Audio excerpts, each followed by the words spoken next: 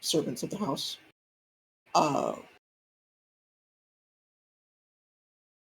walks in, speaks to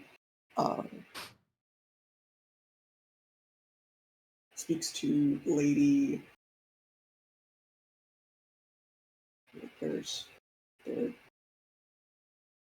I'm gonna get even angrier. What in the fuck?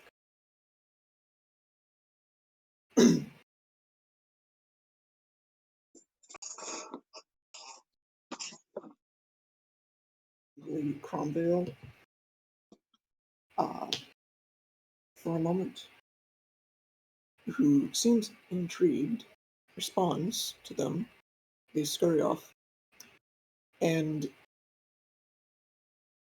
a moment later, they return with a rather vibrant-hued tiefling in tow.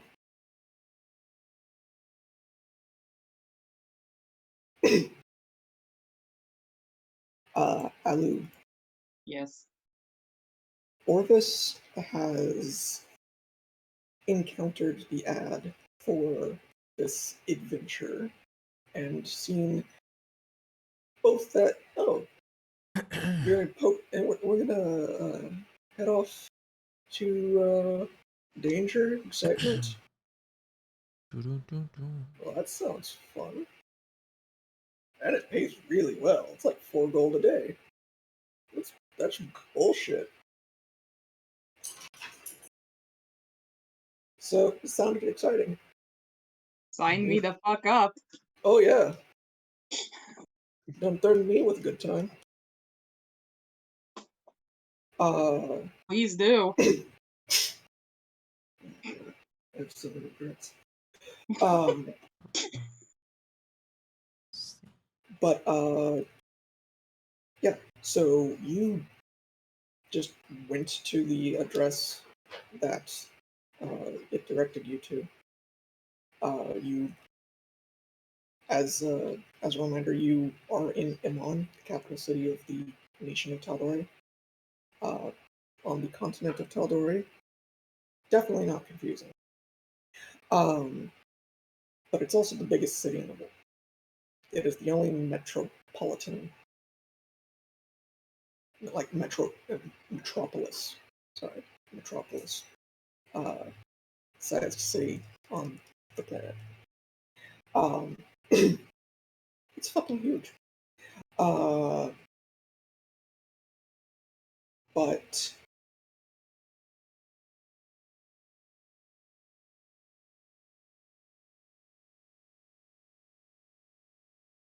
Yes. you made your way through Iman to the Cloud Top district, which is the aristocrats area, the noble district essentially. And then even further into its inner region, where the most affluent people live, you've seen a lot of soldiers around.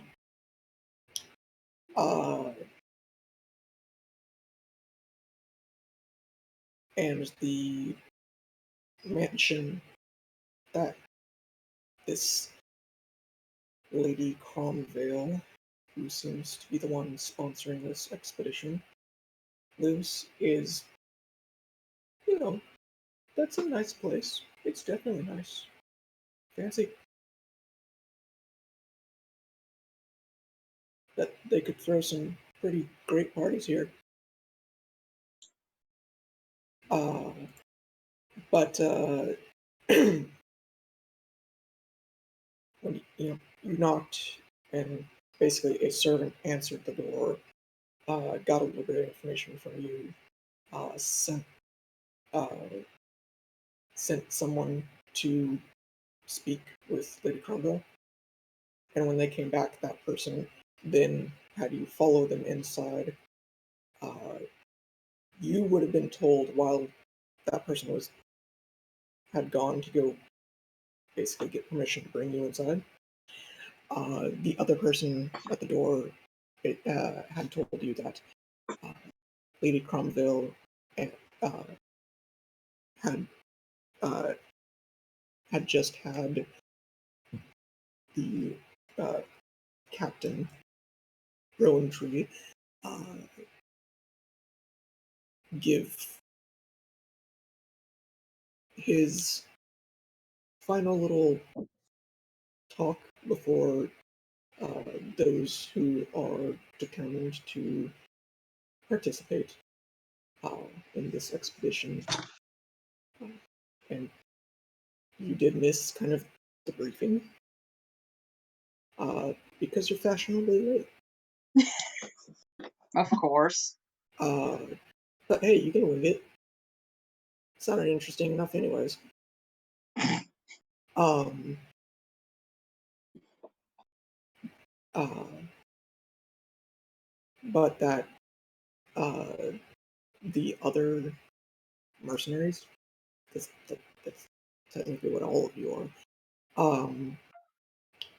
are gathering their things to head to the ship right now for essentially orientation and cast off. Uh, you then, at this point, are you're brought inside by the other servant, and you see a room.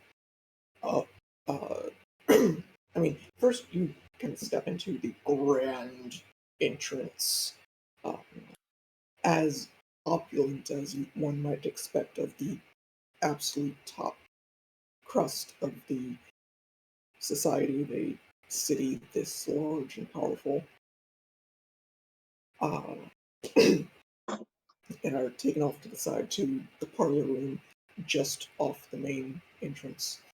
Uh, and there you see a room that has been clearly set up as like, you know, a gathering of many people to be spoken with. Uh, there are even refreshments essentially on a kind of a almost like a buffet table uh, that has been that currently has a couple of individuals kind of just taking extra handfuls from uh, for the road. You see there are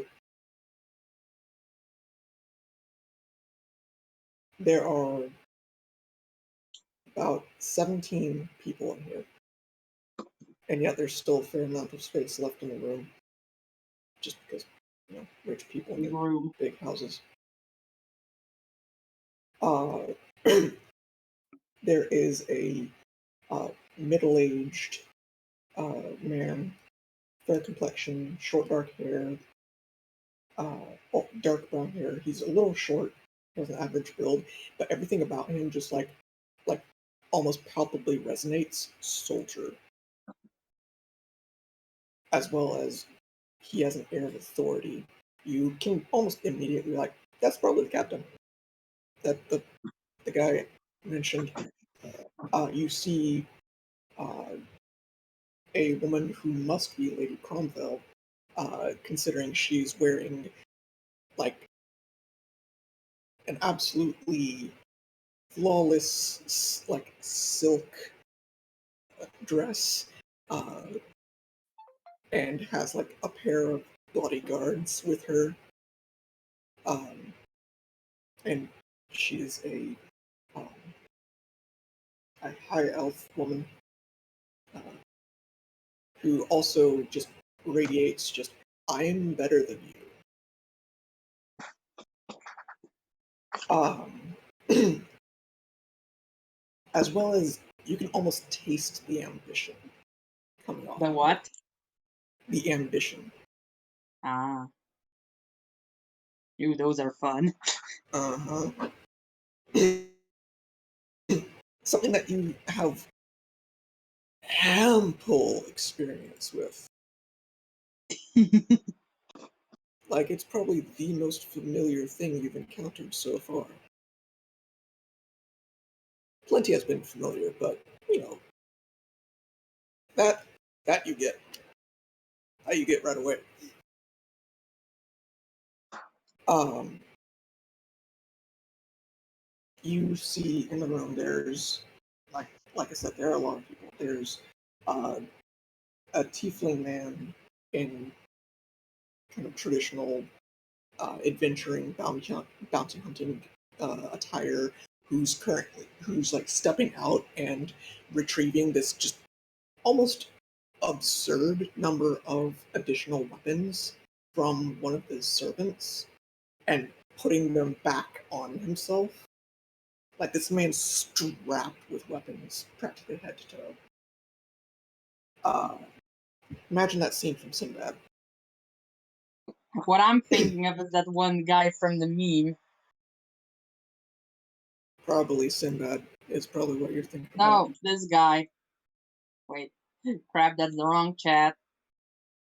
This guy.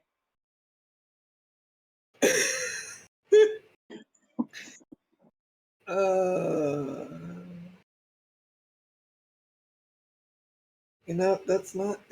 that's not too far off.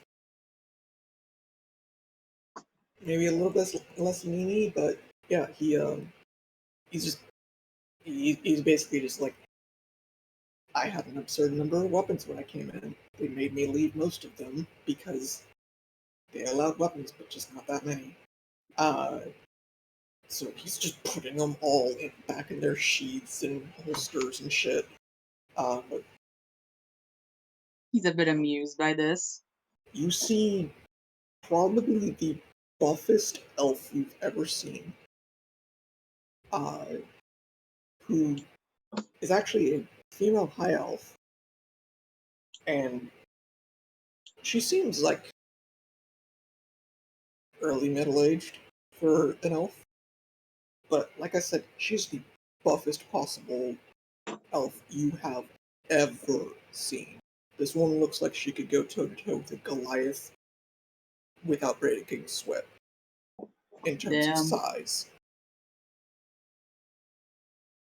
She's also in fairly minimal clothing. Definitely gives the vibe of this is somebody who definitely enjoys fighting. Uh, Especially with the fairly substantial number of scars she has. Uh, there's also a half-orc woman uh, who seems actually a bit more advanced in age. Uh, Fairly dour, uh, carries, you know, is wearing rather uh, crude. Isn't quite right, but it's not a polished set of heavy armor. This is like very thick and rough heavy armor, but effective. Uh,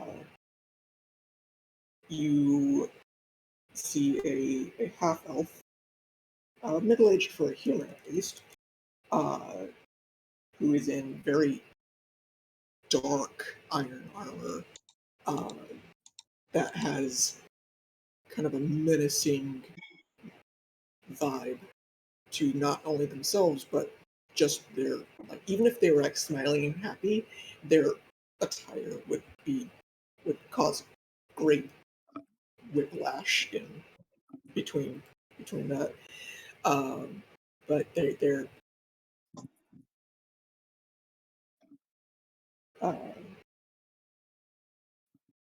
they're fairly dark looking.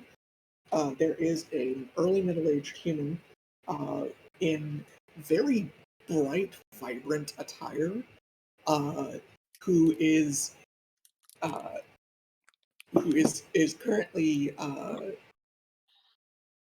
t- uh, like spinning something on one of their fingers while they just flick a coin back and forth along with their other fingers. Definitely somebody who can't keep their hands still. Uh, and they just radiate this immense energy to their movements, and they are just, now that this apparently meeting that you missed is concluding, and everybody's like gathering up their stuff.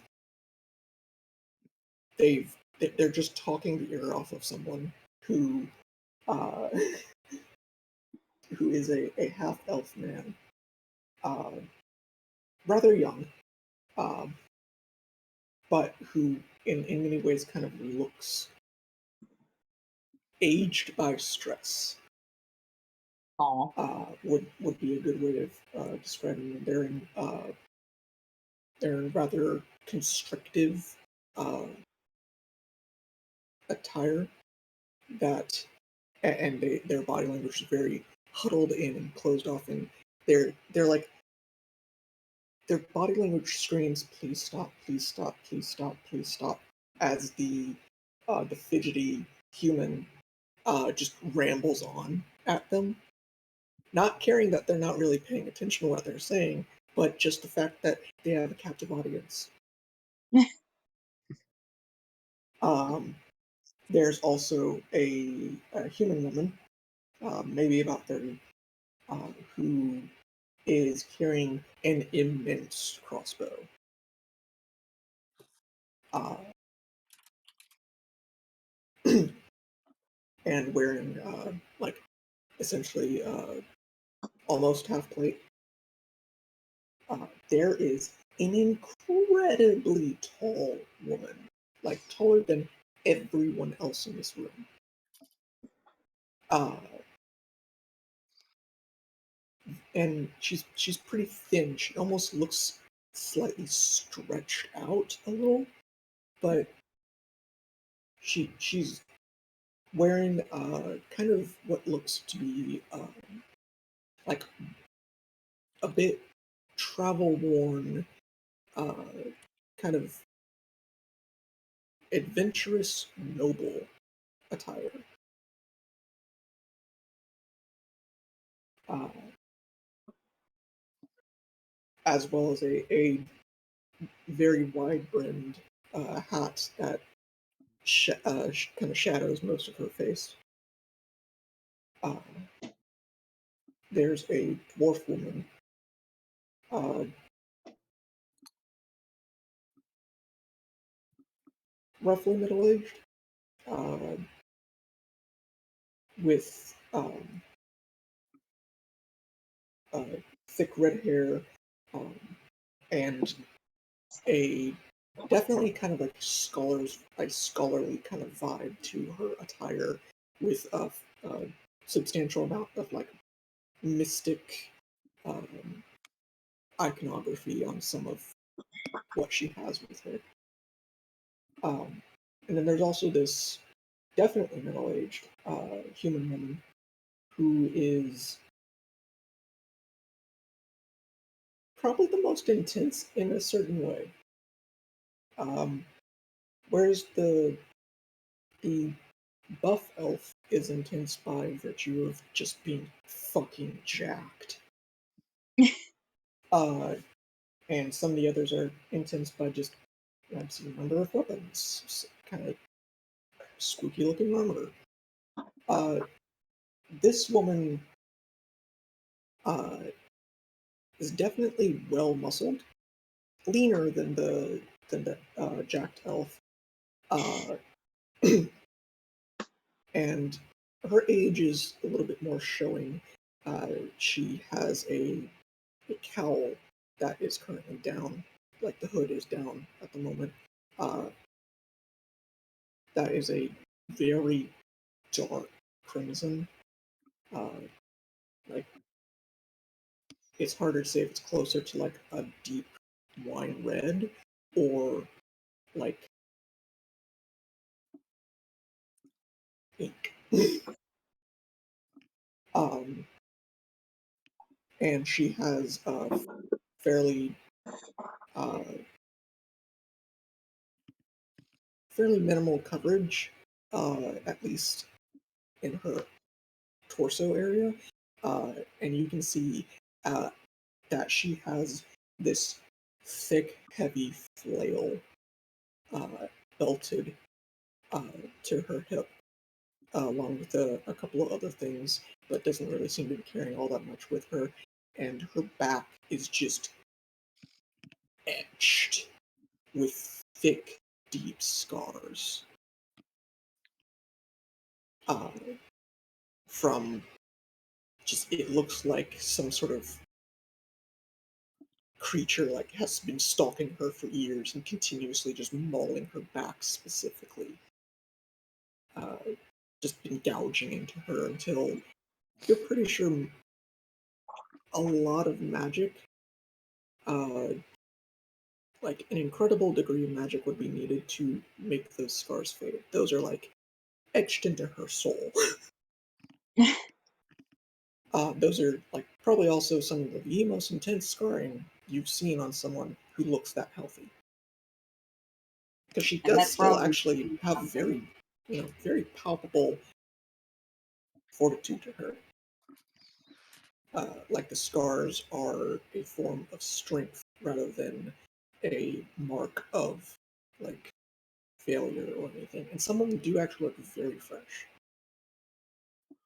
Hmm.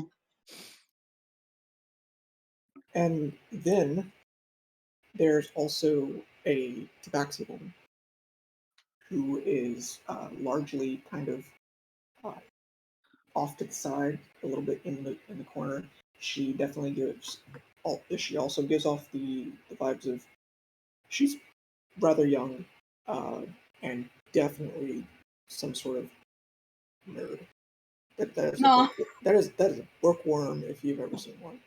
She might not be wearing glasses to complete the look, but this is a nerd. They're in no way a fighter, and they are they're fiddling with this heavy tome that they have with themselves. They're just kind of like playing with some of the like plethora of bookmarks just sticking out the sides, like a cat would do. A smart cat. Uh, but like their eyes will occasionally flick back up, and they'll look around the room, and they seem to only now kind of realize this. Like, oh, right, we're leaving, and they just kind of like move to follow along like a duckling behind the captain. Oh my god, awkward nerd energy.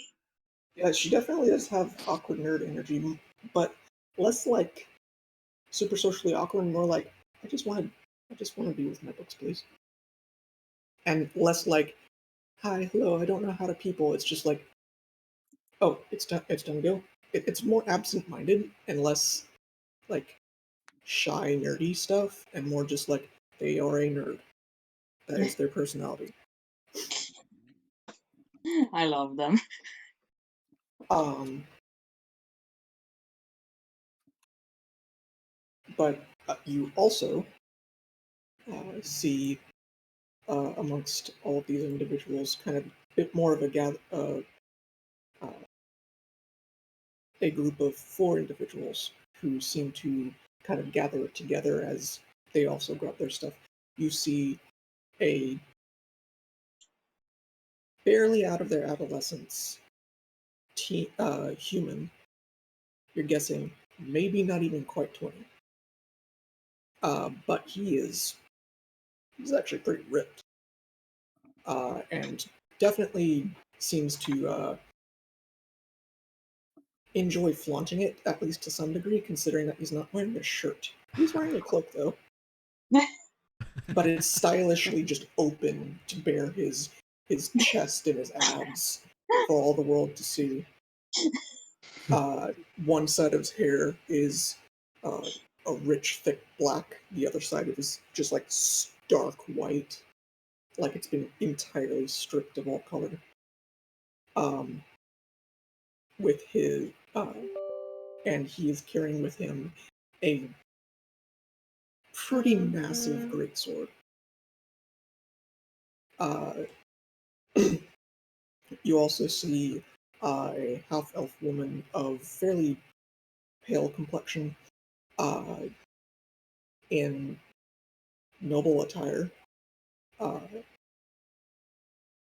but you can easily see she's carrying around a violin. You immediately go, bard.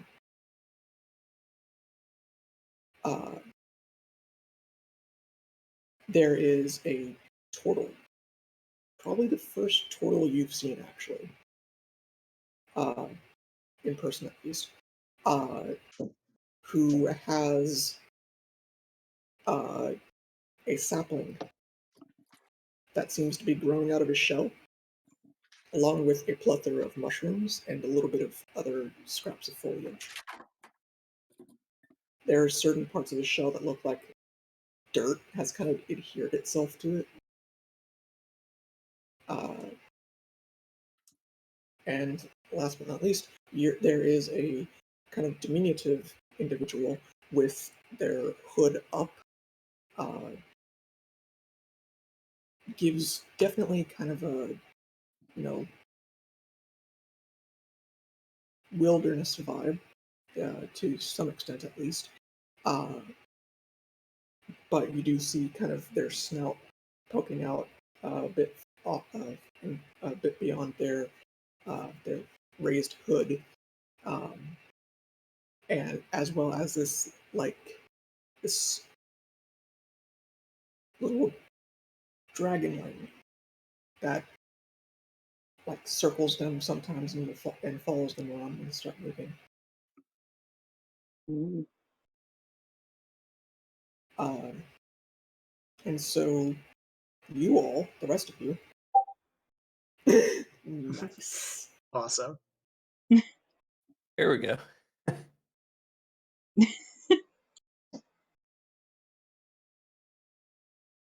God, he just looks like that hyped kid. Hyped kid energy. Yeah. Yeah, the rest of us So are like, yeah, the rest of you see this like bright pink skinned tiefling. There's not especially a huge number of tieflings that you've seen in the city. Um, it's predominantly human, elf, and dwarf, um, by a fairly strong margin, but there's a substantial mix because it is a very, diverse culture overall.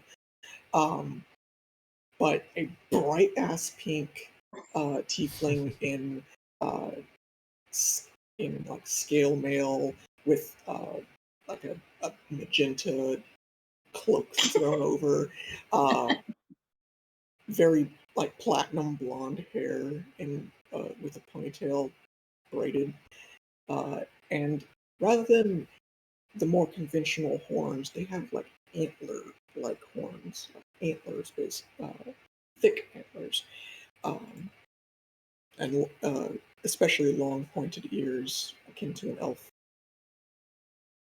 Uh, which, as a side note, generally the way I see it, most tieflings have pointed ears, um, but not like long pointed ears. That's more elfish.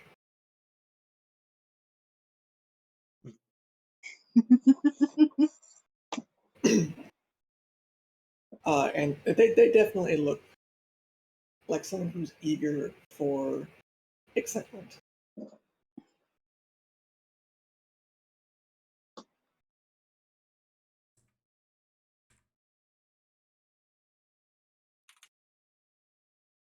Uh, Lady uh, Cromvale uh, looks to you, Orbis. It's like, it seems someone is fashionably late. I suppose I'll give you the quick version. I am Lady Cromvale. These are my new hirelings, and you are here for adventure.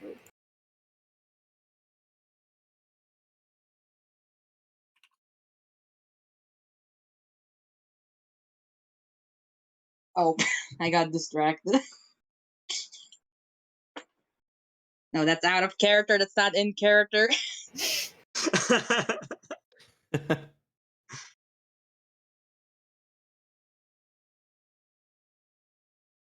Like, I mean, now, I'm just gonna say he's not even trying to be embarrassed about being late. of course. He's just like, I heard there's adventure, and that's what I'm here for. Excellent. Well, The short version is you're going off into the astral sea, you're going to seek out dead and failed gods, and you're going to harvest them for useful parts and power. Does this intrigue you? Oh, indeed it does. Excellent. Follow along with the others. You'll find your place. He does like, one of those like little bows and then just goes after with the others. Because, he gotta have manners. Mm-hmm. Just like, pleasure meeting you. It's a pleasure to meet you as well. But for just contrived convenience's sake, as you gather up with these other individuals who have all picked up their stuff and beginning to follow the captain out, you will kind of fall into step alongside the rest of the party.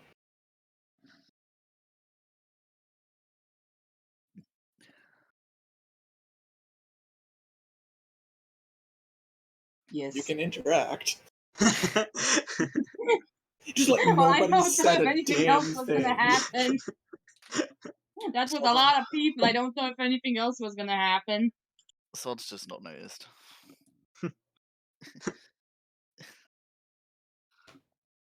Scratch while walking and like kind of like step kneeling down to pet Memory. He'll say, "Oh, hello. I don't think I've met someone with pink skin before." That is very likely. Sod will turn around. I don't have pink skin. And then realizes you're not talking to him. Someone else. Aw.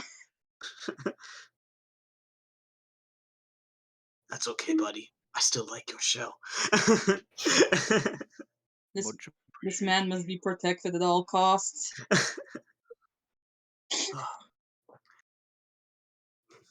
You excited to adventure? Oh, is he talking to Orvis? Yes. Yeah. Oh, your name's Orvis? Mm-hmm. Gotcha. Yes, I'm talking to you. Oh, and might I know who you are? Scratch. Pleasure to meet you. Pleasure to Hey, meet you too. I'm Prax. I walk up, put my hand out. This How being he's going to above shake you, the hand, of course. How firm? how firm is the handshake? Yeah. Depends how firm the handshake he's getting is. Opposed roll. Opposed roll. It's quite firm. I mean, gonna get a firm handshake back. Nice handshake. Good grip. God, why did that sound seductive? I didn't mean it to. I'm sure Orvis doesn't mind. Or it just kind of gives this smile at the way, at that. Without realizing what's going on, Sod's just gonna walk up, sort of get in the way, sort of ruin the moment. And I'm Sod. Nice to meet you. Oh, hello there. I don't believe I've seen one like you before. I don't remember the last time I saw.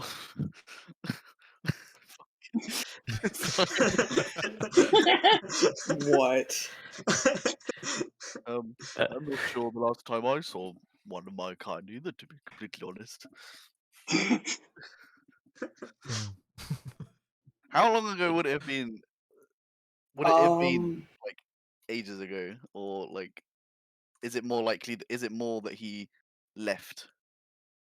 I'm assuming turtles are nomadic and a bit.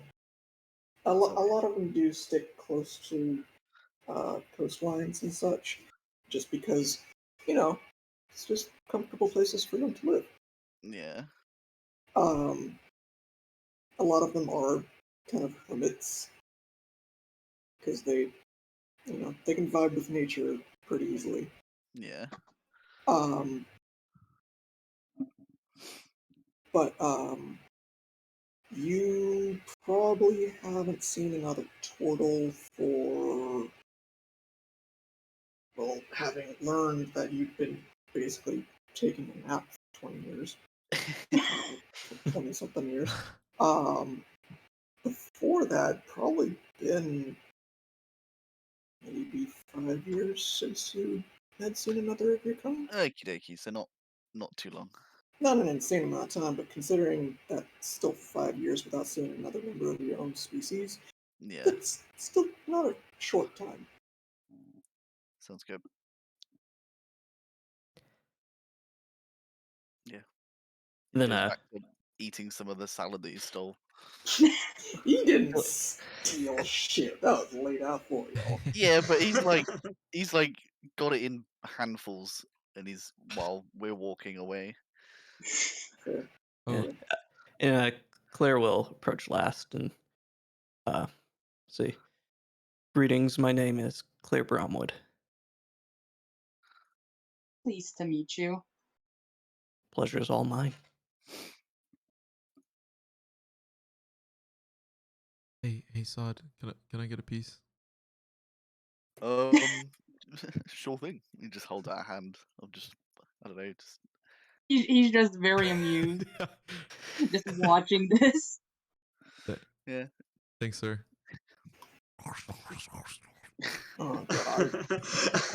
As you might have gathered, the young one has very little in the way of social graces. Nor do the old ones.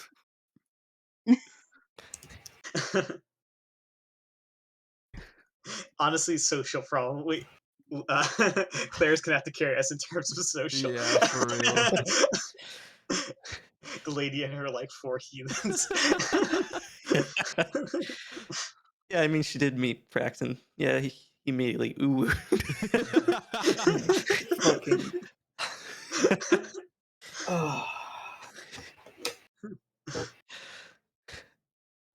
Prax awkwardly smiles while eating his lettuce. Oh, and Scratch like taking a moment saying, "Oh, I almost forgot. This is my friend Memory. Memory, say hi." And then Memory will walk up to you, circle you like a dog, and then kind of like He's sniff. gonna crouch down. Well, hello there. I don't know what dragons sound like. But I mean, is it like a drake or like just dragon? It's a dragonling. It's a drake, because he's a drake warden. But it is a wingless little dragon, about the size of a medium or dog, something like that. Not like a large breed, but just average dog sized. Well, hello there, Dog little cat one. sized. he's gonna Yeah. do the thing and rub up against your leg like a cat would. Oh my god. And then he'll scurry back over to Scratch and he'll say, "Oh, I think she likes you." Good sign. Remember, has a good sense of people. Hmm.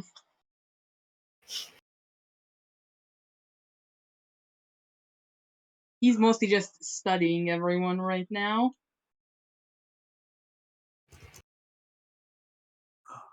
I must say, though, as exciting as this is, I'm a little skeptical about the ends of our journey. Seems Oh. like our leader might be reaching a little bit beyond. But What do you mean? Seems fine if you ask me. He's got no clue. The ambitious sort, you mean? yeah, I know those eyes, though. Behind those eyes, there's a tiny bit of nerves. She knows that this is a little bit more. But if she's willing to I sink mean, this much into it, Does anyone really know what we're getting ourselves into? Adventure. Yeah, there's Fair probably a enough. little bit more, but none of us know it. But at the rate I'm getting paid, I'm willing to hear her out for a little bit. Indeed. The money's good. I'm certain we'll be fine. Let's hope so. I'm assuming Claire's Um, like standing away from us while we walk. Like a little bit away, yeah. maybe just a pace or two. I always expect you to either to be like a few paces ahead of us or to like a few feet to the side. Plausible deniability. I am not associated with these people. I've not even done anything yet. You're probably the person who can stand next to Claire. Oh no, he doesn't mind. He's waiting to see if anything goes down.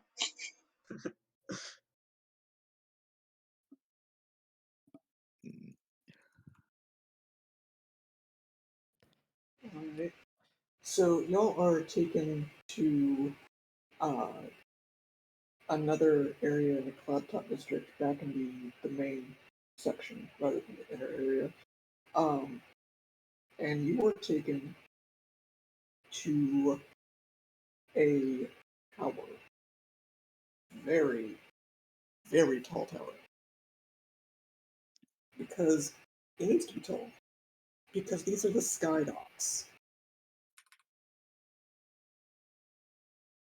You can see up at the top there are two sky ships just hovering, basically at anchor.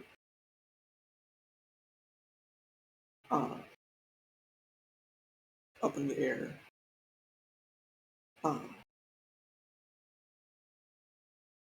As they are being loaded or unloaded. You can't tell from here.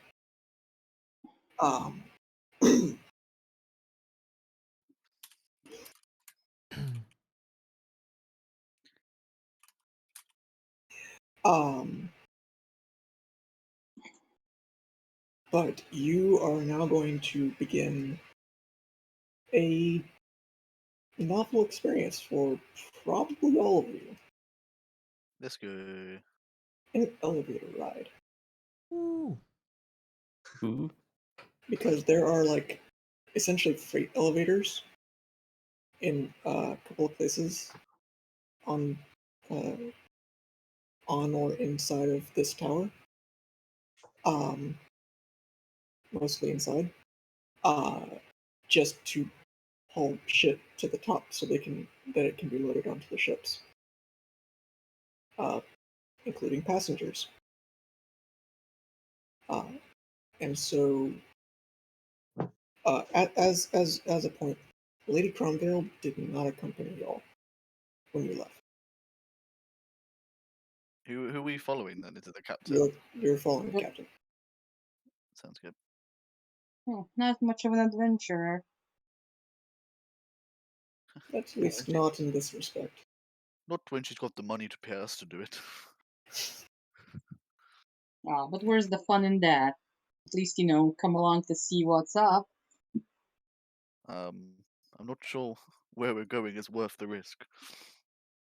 Just to see what's up. Ah, but what's life without a little danger? True. You immediately see Scratch start stretching, like doing the hamstring stretch and everything, expecting to have to walk upstairs. It's like, okay, 1, 2. It's at this point that the elevator actually like arrives. This large, heavy platform.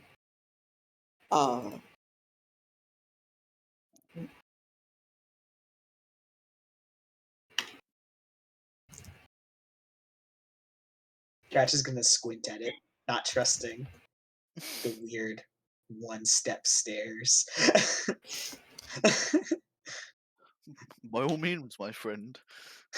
The captain just steps Merciful. onto the platform, which does have like railing and stuff.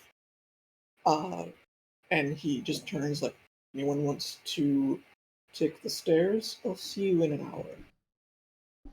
I mean, he's gonna step there. This is interesting. He wants to see the one-step stairs. It's fun. Scratch is going slowly but surely put one foot on while doing it, investigating all the parts to see if any of them are faulty. Sure, make an investigation check. Just for shits and giggles. Claire would have been one of the first ones on. I follow Claire. It's Sod just walks on. He's oblivious. these are quality materials. I mean, This is like- Orvis will hold your hand if he wants. He'll offer. He will like take the hand, but he's still squinting his eyes at all the parts. I'll trust you on this one, Captain. He doesn't say it out loud, but he's thinking that. Just that energy. I feel like Sod would Scratch. just follow on, not knowing Yeah. what's Yeah, going on. he's not even noticed we're on an elevator. He's just following. He's just blindly following. But Scratch, from your investigation, this definitely very high quality materials. This stuff has been probably inspected to hell and back. Each layer of it. Okay. His tense expression loosens as he accepts the one step stare. It says. As soon as everybody's loaded on, you do see that a good number of the other mercenaries are like poking around a little bit. Getting like, no, what the fuck is this shit? Some are like fancy. Some of them are just ignoring it. A couple do actually look like a little bit nervous. Is like, I don't know if I trust this. Is there a drop below from where we are, or are we on like effectively the ground floor of the You're at the elevator? ground floor at the moment. So there's no empty shaft below us. Yeah, no, there's no empty shaft. Okay. They do not have a like subterranean section of the elevator or tower in general, really. Cool. At least that's accessible.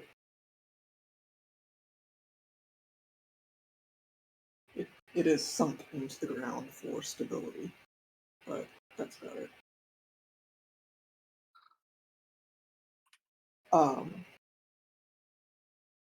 But yeah, you all have gotten up onto this contraption,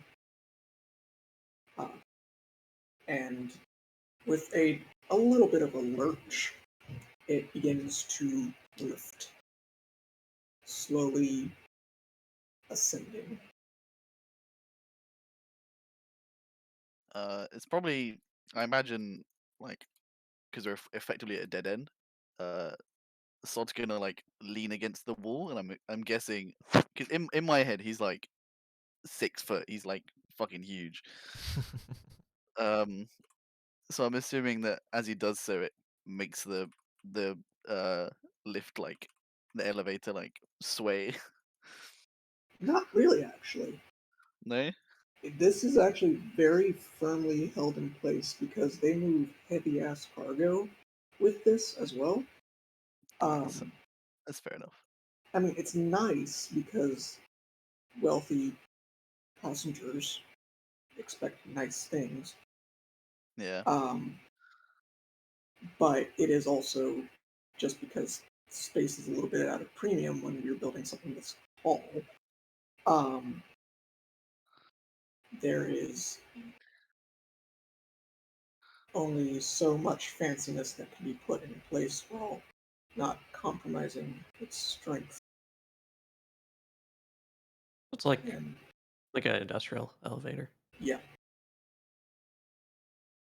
But yeah, it It's is like very flying. solid. It's like flying, but not. Yeah, it's just like flying, except for entirely not. Just vibe. We're not flying just yet. Yeah. I mean, technically you'll all be able to fly fairly soon. Sort of. Mm-hmm. True. By pure technicality.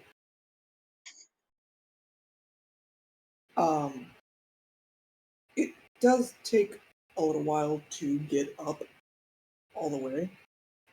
This is a tall tower, and even if elevators are faster because of it being tall, it's still an old-ass elevator design, and there's still a lot of people on this platform. Which, by the way, does have a couple of supplies loaded on as well. Because if it's going to take that long, might as well send up more than just people. Makes sense. Yeah. As such, you have some time for small talk with each other or even your fellow mercenaries, should you so choose.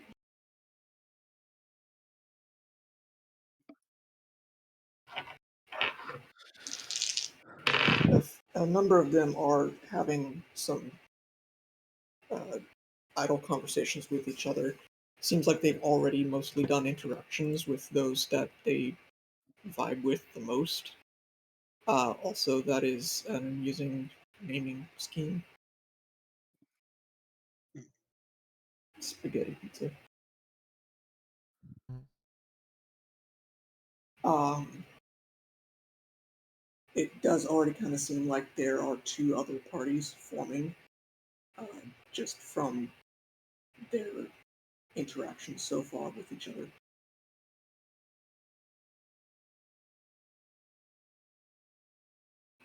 So,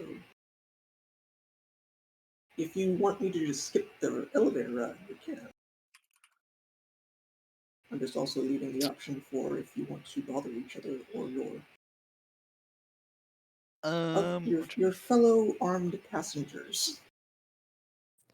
Scratch has some he would like to bother, but I think Pierre, you said something first. You should go first. No, I was just thinking, if you've actually got something to say, then Oh, Why? I don't know if you actually gave her a name. I have her written in my notes as Battle Mama Elf, the one with all the scars. You don't have a name for any of them. So I have not given you a name for any of them yet, so you have not actually interacted with them, other than visually. When Scratch sees her, he would probably try and note if there were any like scratches on her that are visible that like look like animal scratches or something that he's seen. Make a perception check.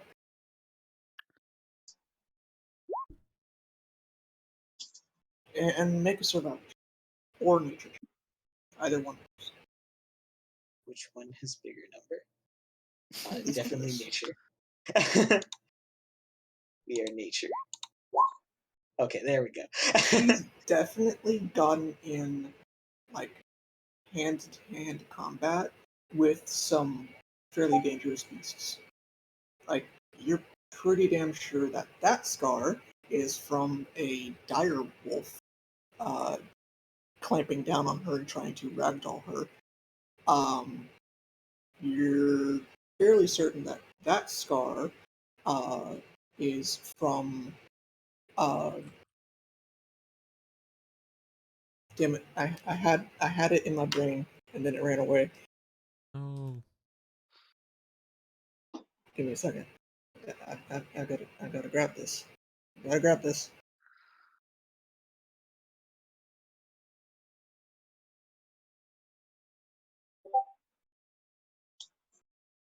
Um, Nice. What creme dress? I'm branding. Oh, that Grandpa's. that granddad. I'm dumb. Wait, granddad. Grandpa's. Not You're so a much national grandpas treasure. anymore. Our ratio is off balance. It That's is. true. You're fairly certain that she's probably been mauled by an auroch at some point. Hold up, I need to look up what that is. What's An that? auroch is basically the orc's version of a bison. Ooh. Ooh. Are any of those things native to like Dagger Bay Mountains? Like, not the Auroch, obviously, because that's Yeah. like- ooh. Let's see. So I mentioned the auroch, the direwolves definitely. Some of them would be there for sure.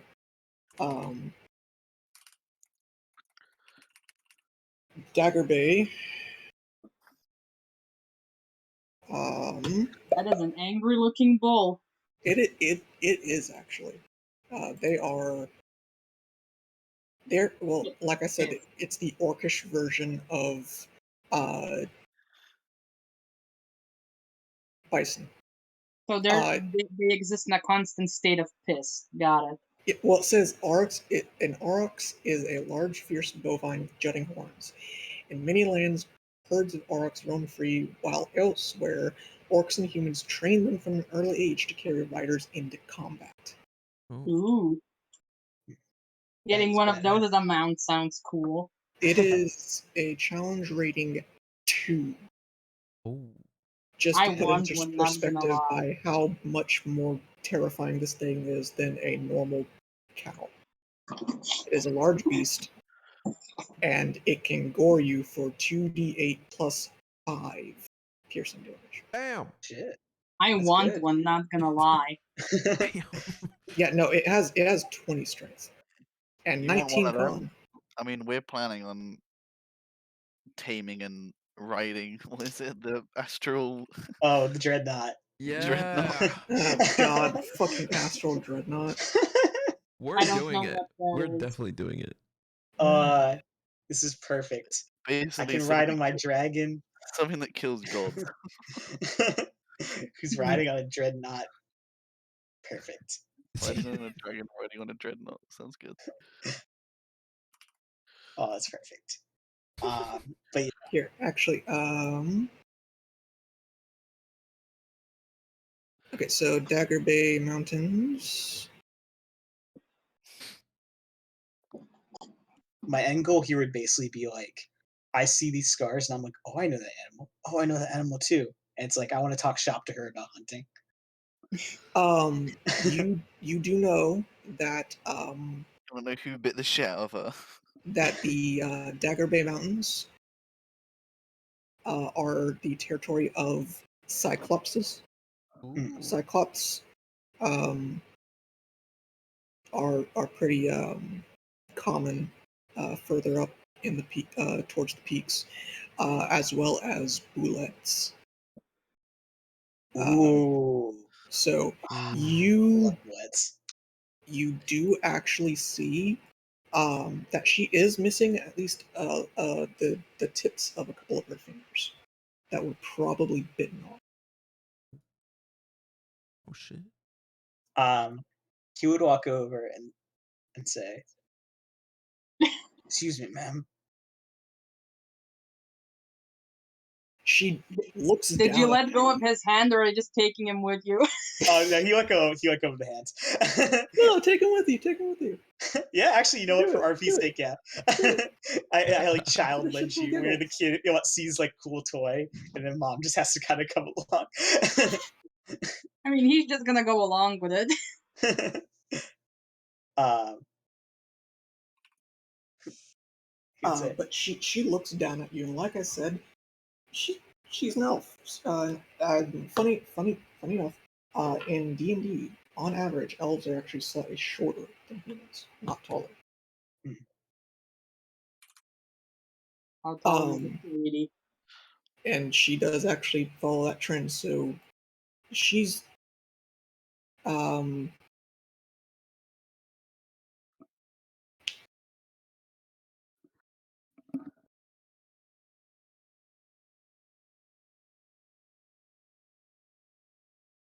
how tall is Orvis? Like 6 feet. Yeah, so you are like half a head taller than her, probably, without the horns or antlers. She sees you coming, and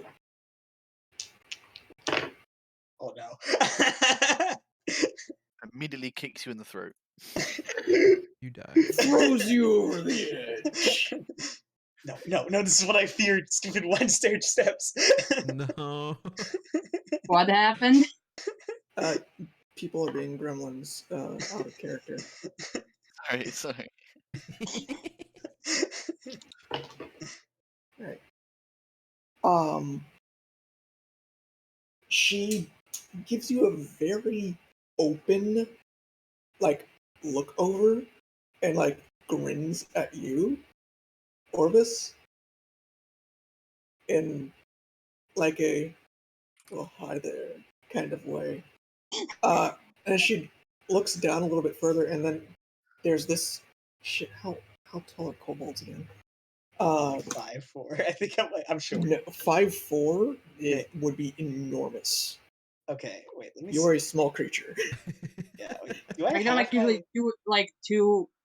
Oh, I'm 3 feet tall. Okay, Yeah. I'm 3 feet tall. Yeah, so Oh. you're up to like Orvis's hip. Orvis just seemed like a little amused.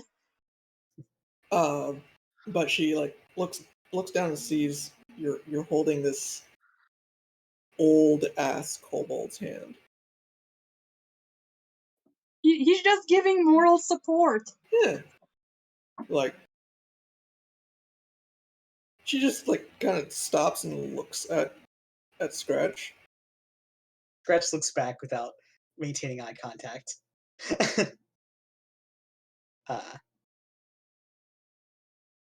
He said, "Sorry to interrupt. I couldn't help but notice. The scar on your arm. Is that a dire wolf?"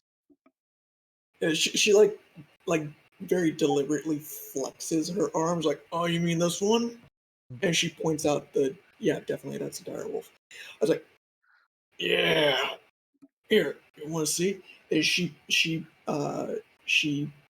pulls one of the few things that she's actually wearing other than the kind of minimal needs for general decency. Is she actually? I forgot to describe that she actually wears. It's like there are many like trophy necklaces that she has, and she kind of like untangles it slightly, and she pulls one kind of forward, and there's just a string of canine teeth. Good Ooh, a trophy. huntress. It's like, hey, here, actually, both of y'all give me a perception check real quick. Sure. Actually, no, not Scratch, because you already did one for her. Me? Yeah, just Orvis. I don't see shit. I'm Yeah, distracted. you're distracted by what? Muscle lady. I We love love the Battle Mama. pause. The pause. Can we God. poach Battle Mama to the crew? Listen, lady is buff and she can beat shit up. Hold on. Somewhere between these two things that I'm going to find. Give me a moment.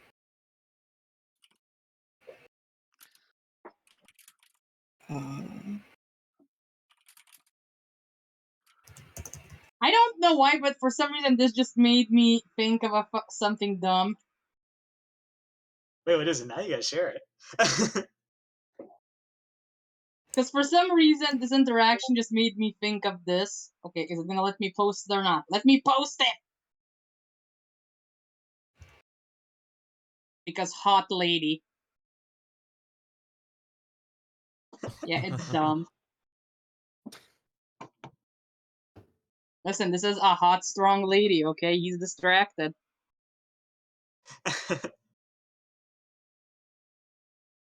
Uh,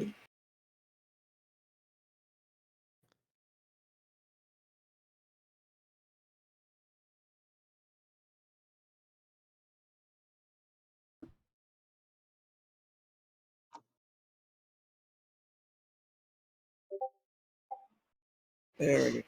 Perfect. Leg.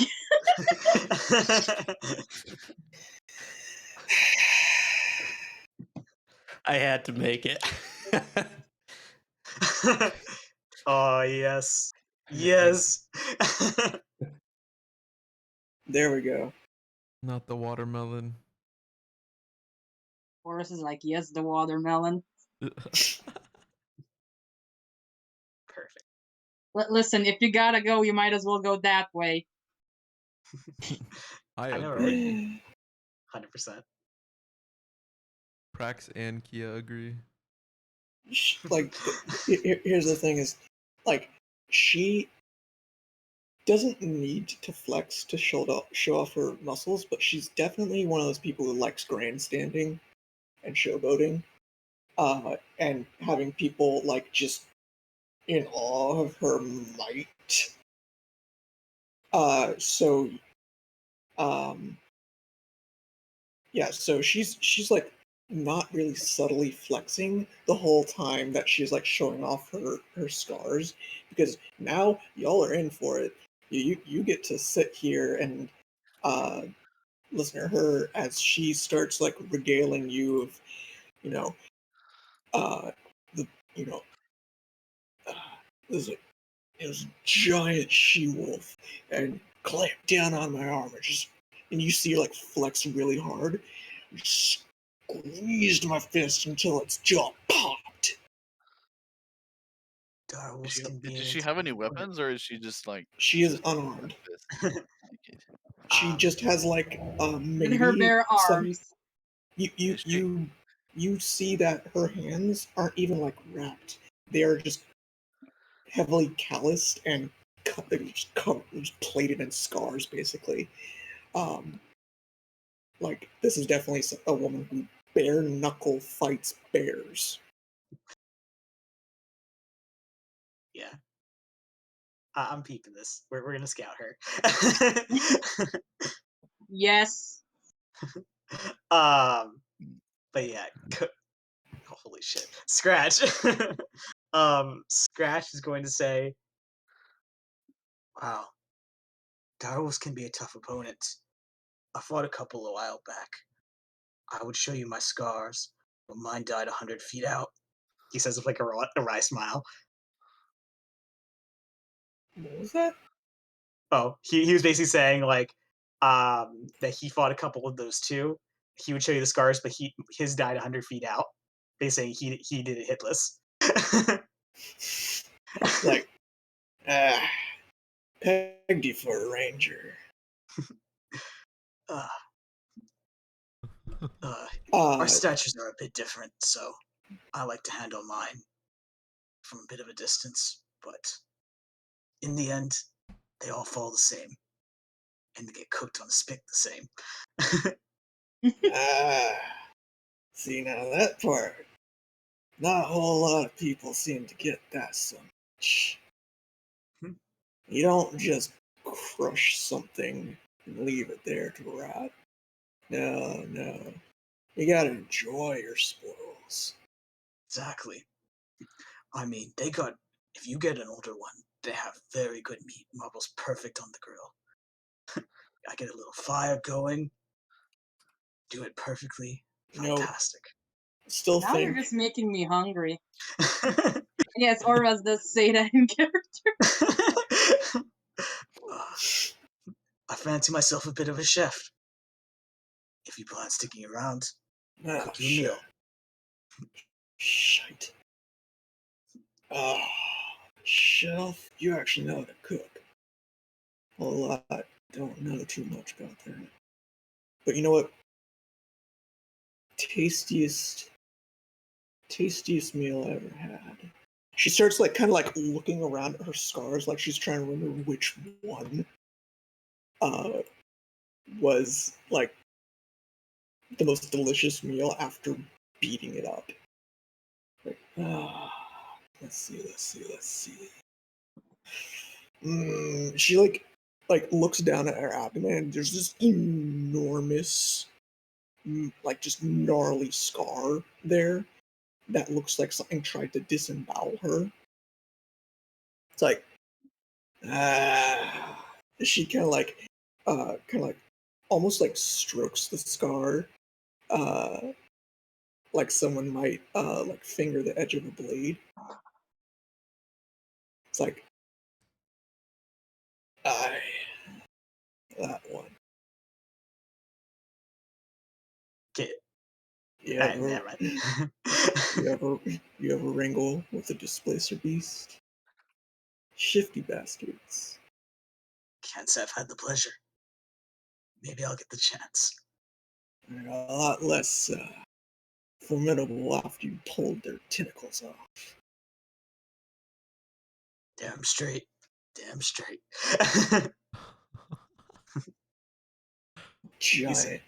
Giant cats. Just packed with meat.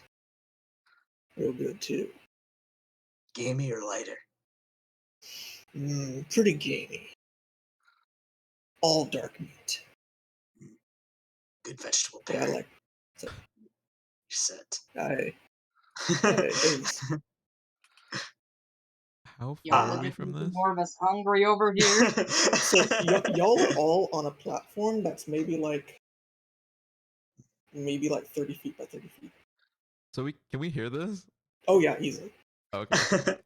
Like there are several other conversations going on, but there's a couple of people who are just like listening to this story because they're like, damn. Scratch is gonna say, you know, um, me, this fellow, and a couple of us, we're thinking of teaming up. If you haven't found a group yet, you should join.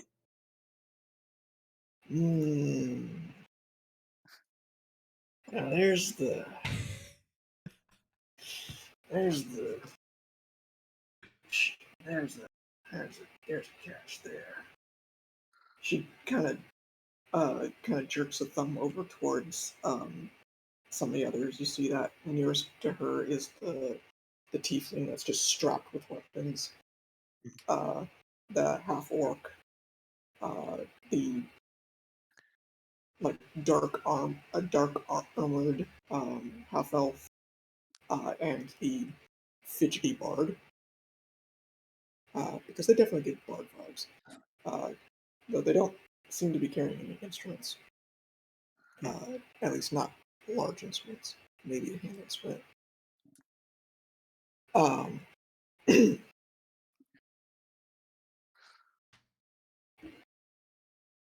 but give me a moment. My browser froze.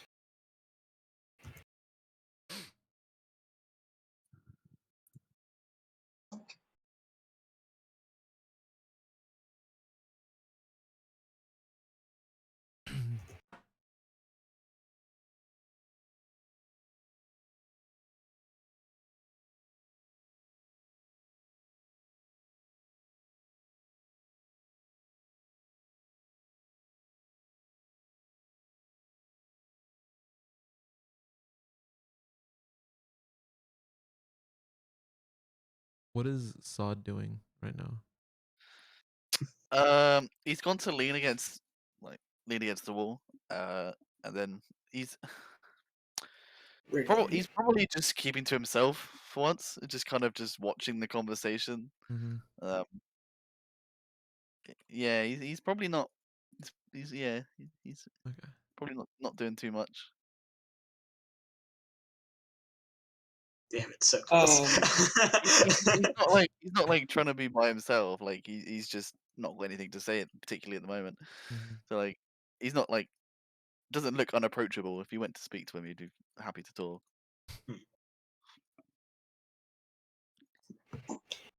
Um,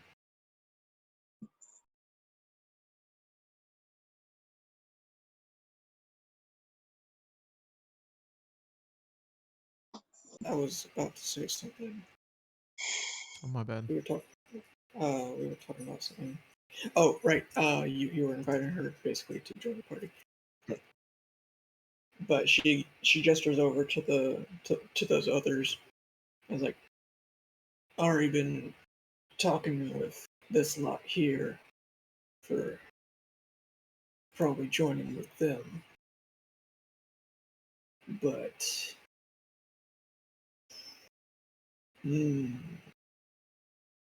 It's at this point that Sod walks into the conversation. Because he's obviously been listening. He goes, well, well, who's gonna cook these great beasts you slay? And he sort of gestures towards Scratch. Damn. All I'm saying is, And then he sort of like he like sort of says that, and then sort of steps back a bit again. Not, oh my god! He's your Scratch gives a, wingman. He's your wingman. yeah, exactly. No, Scratch gives like a wry smile. I was like, thanks for the support. And he said, all I'm saying is, if all this adventure this old lady Cronvale is talking it up to be, I intend instead God to be my next prey. I'm dying to see how it tastes. make me a persuasion check with advantage. I like nudge your shell. Good one. I He miss just being a smiles bard. back at you. This hurts my soul. Oh my god. -1. Fuck my life. At least you had advantage. God, that's a I've never 24. seen a 0 in my Does, life. does it help I've if seen we a look negative. intimidating, like his party? Are you gonna step up and be intimidating to help? You know what? You Are know you gonna what? intimidate this massive elven woman that rip you in half? Go for it. Yeah. Give me an intimidation. Give me an intimidation. Let's see how that plays out. Alright. I got this, baby. All right, hit me. Show me what you got. I pull up. I stand as tall as I can. Oh. Did it roll? You're a little hunched over normally because total. Wait, no, I'm not intimidating him. Oh right, sorry. I don't know It's why. okay. Prax is gonna step up and try. and Sorry, I intimidate don't know why my brain was like that. This is the total. No, it's not. It's definitely not. All right. So Prax, Small. you're standing up. You're also kind of like trying to subtly flex Yeah. to make sure that your chiseled abs are as standing out as much as possible. Poke my chest out. Yeah, puffing your chest out, Ooh. like kind of like leaning on your giant ass sword, giving the like, yeah, I'm bad kind of look. You are channeling your inner edgelord. Oh my god. Um, and between your grandstanding and this woman's personality and the persuasion check, um,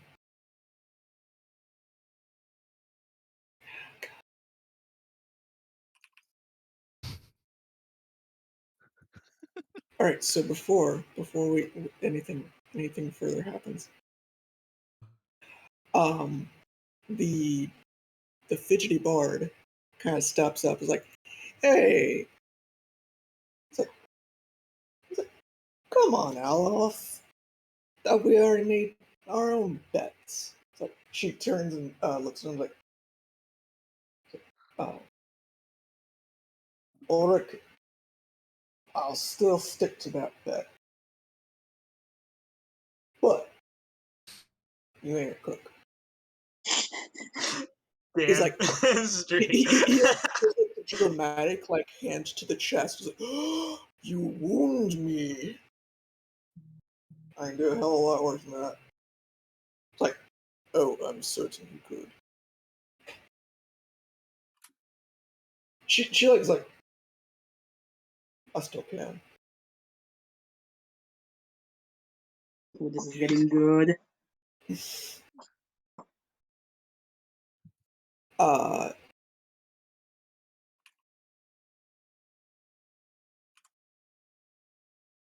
but she looks back to Scratch. Actually, she looks to Prax first, like, actually, you know what? Prax, if you're 19.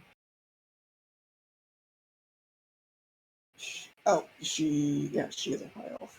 For some reason, like, I almost misread my notes, and I'm like, wait, she's a half elf. No, I made sure she was a full elf because I thought it would be funny to have a jacked ass elf, because they're normally supposed to be like dainty and fair. And it was funny to me.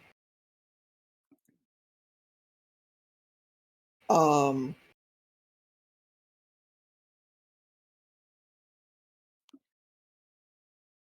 but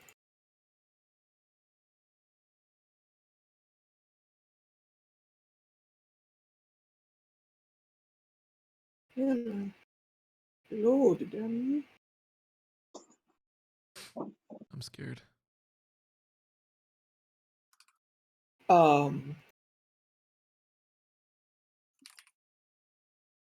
But she kind of like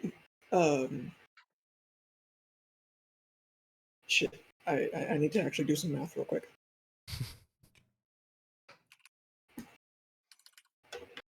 Guys, do I have to arm wrestle her? Okay. That's not necessarily out of the picture. Oh no. She might snap your arm, but you I can go mean, ahead. wrestling sounds fun. Claire's just watching. Claire's just watching this right now. This seems entertaining. Claire and her 5 heathens. I mean, she probably could step in and try and Diffuse the situation. yeah, and But probably do a it's pretty good job at. funny. I mean, I can't. I did just check if I had charm person. Yes. The alternate movie posters. But if I that mean, if that goes wrong, we're all fucking dead. I will mention. Charm person. Once it ends, the person becomes hostile. Oh. Yeah, let's not Yeah. do Oh. that. Let's- Oh no. I'm doing I- this wholesale. I am not. I'm not I allowing. think you'd be much better with Claire jumping in and trying to persuade her. Yeah, no. That's literally my last ditch effort. I just wanted to make sure. Guys, All don't of us over worry. here are just like trying to keep a straight face at all this nonsense going on. All I'd say Well- is if this sale goes well, we can put you said her name was like Orm, right? No, it wasn't Orm. Your name is Orm. We can't just ham fist our way into fucking having this. Alof. It's Alof, Alof. that's it. If this goes well, we can have her in the grandpa section. Yeah. So And we're even again, and the scale is back. She technically would actually fit more in the grandpas than the nurses section. Let's go. She is. So I'm just gonna give this one to Claire, who can easily see this. Claire, you're more familiar with elves because half elf. This woman is probably in her mid 200s. Okay. Meaning if it scales linearly, she would be about the equivalent, about 43 to human Mhm. standards. But that doesn't actually scale properly. But because they're it's like not- 18 when they're 100, aren't they? Yeah, because 18 is adulthood for a human, roughly, and 100 is adulthood for an elf. But the thing is that humans only live to about 80 or so, but elves can live to 750. So that scale gets weird.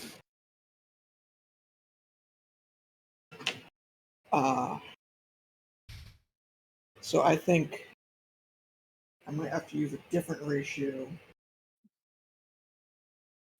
Actually, no, I can. I can do it this I mean, way. sounds like late 20s to me.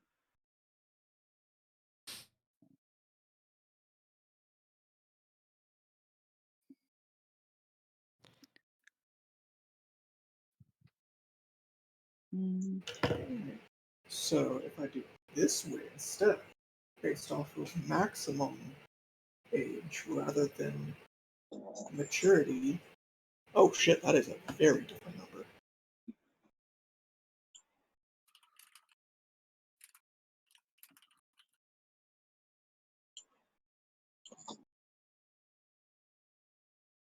Okay, so I'm going to show my math.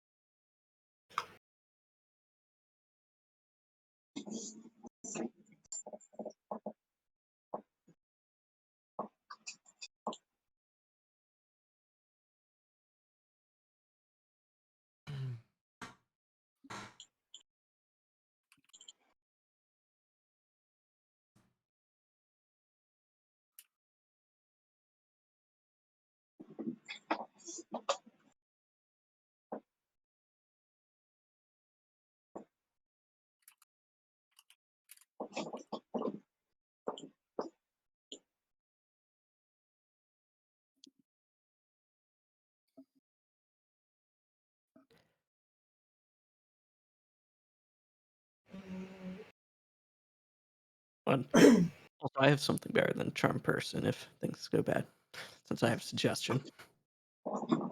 I have it as well. I have to have a. Yeah, suggestion is a much subtler spell and does not cause them to get angry at you afterwards. I have to have blindness so we can just run. No, Well, if it hits that would point, derail. That would scratch not- scratch. When we're not stuck in an elevator, and things go wrong. I cast sleep. Targeting everyone. Irate. Good luck getting over her hit points. Well, also she's an elf, so sleep would. That's true as well. That's Yeah, also she's just straight up immune. The charm? No, Sleep. to sleep. Ah. And she's resistant to charm. Mm-hmm. So she has advantage on those, and just straight up ignores any attempt to knock her out with magic. Yeah. Ah, yes. At least sleep wise. Alright, so Ooh. she is roughly the equivalent of 25. Because using the scale of the years it takes to mature, she'll be like 43. But using the scale by comparing the ages for general life expectancy, it's 25. It's like So percentile based on. She like, might actually probably, like, she looks, like, health-wise and so forth, like 25-ish. But the subtle cues that mostly only other elves really easily can pick up on, would tell you that, you know, she's about mid-200s because she is 240. Which for a human would be maybe 30 at most, by probably some people's reckoning. But this is also one of those instances where it's like, when you start having characters who can live hundreds and hundreds of years, you almost kind of have to just stop thinking about it. Because there's a certain point where it's like, oh yeah, these are two adults that both look like they're like late 20s, and one of them could be the other's like grandparent, because one of them's like 300 more years older than the other. And they will look that young for hundreds of years to come. So this is where elf aging gets messy when Big it comes oof. to, because the thing is, it says they reach maturity at 100, and they can live to 750. That doesn't tell us like what their general like psychological development typically looks like, and what necessarily social norms would be, as far as like if, say, Praxis were to be like, "Hey, pretty lady, a woo," and play his uh, ultimate, top tier move right out the bat. You know me. Um, whether or not that would be even like her reaction being either cute kid or either. I will say, okay, so I'm going to clarify something here because we already seem to be kind of on the matter, and we have not directly stated it. In my games, so long as everyone's comfortable with it, you can have romance plots with both NPCs and other player characters, if you're cool with it. Obviously, with player characters, it's going to have to be a bit more of an out-of-character discussion between the particular characters involved.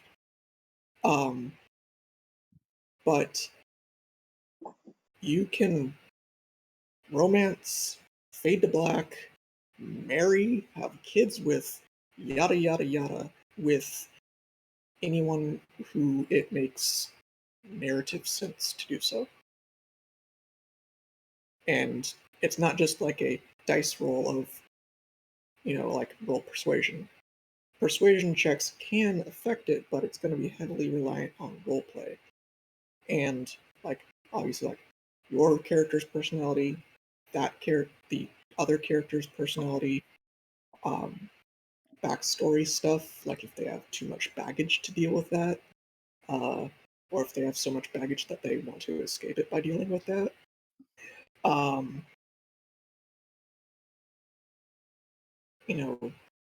Their own personal preferences when it comes to romantic or intimate partners, and so on.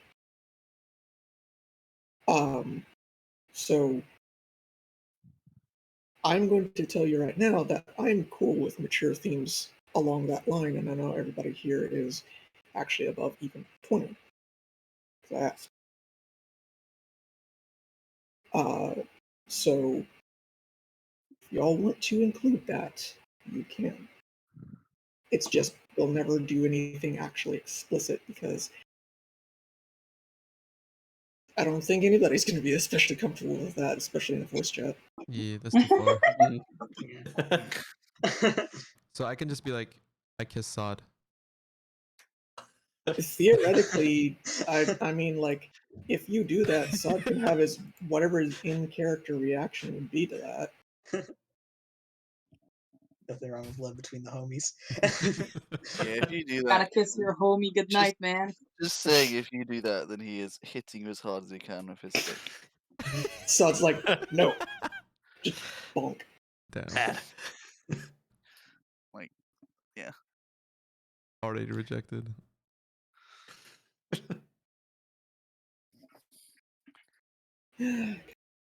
So, okay, so because she was technically slated to go with another party, but you guys are like, buff elf lady? Oh, hells yeah! Join us. One of Um, us.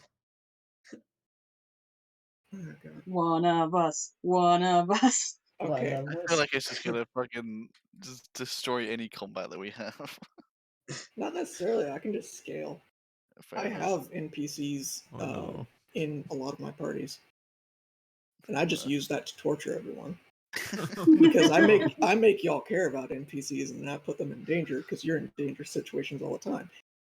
Mm-hmm. Why you gotta call us out like that? It'll also be nice to have another frontliner. We'll have Prax, her, and Orem up in the fronts. I'm just trying to help Scratch get his buff lady. Aw, To be honest, thanks. I think we have more frontliners than we do. Wait, I yeah, think no, it's about it's even even. split. It's even, yeah, because I'll be playing like front slash middle. Yeah. Yeah. Scratch is middle slash back. Mm-hmm. Players- Scratch has a weird spot in that dynamic because his Drake is frontliner, sort of, but they're a minion. They can fly, doesn't count. I'm just here to Eventually, cause yeah, Yeah, they you can can trouble. fly fly. right now. Yeah. They can't fly at the moment. It dog right now.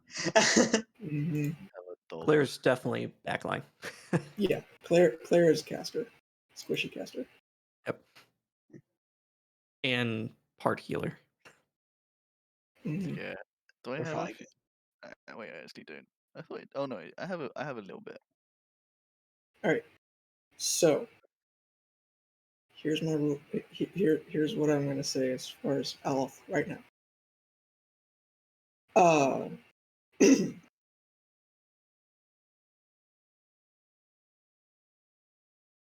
Aleph gives Praxis like this look, like she doesn't actually say it.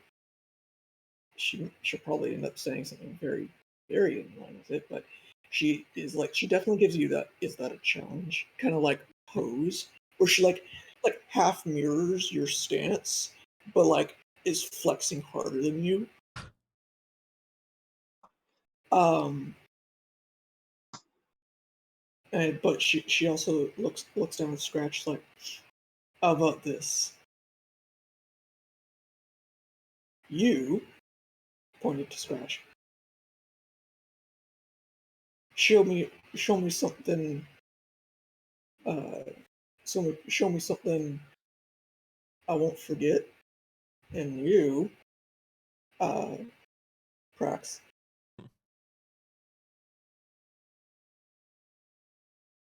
What's your AC? My AC Mhm. 14. You go. I want you to make a Ugh. Constitution saving throw. Got this. You got this. She just punch you? Is that what I'm just What just happened to me? Okay, I got this. It's rolling really, really slow. Slow motion is dramatic. It's just lagging out. And Come Claire on. sees Prax get into trouble again. Oh, Good Wow. con Ooh. save. That is a very good con save. grr. Washboard abs for the win, baby. Hard as steel. My abs are glowing. Just leaves like a fist print. All right, so Oh. Prax, you take 8 points of bludgeoning damage as you just basically you see her just throw a sudden just gut shot at you. Yo.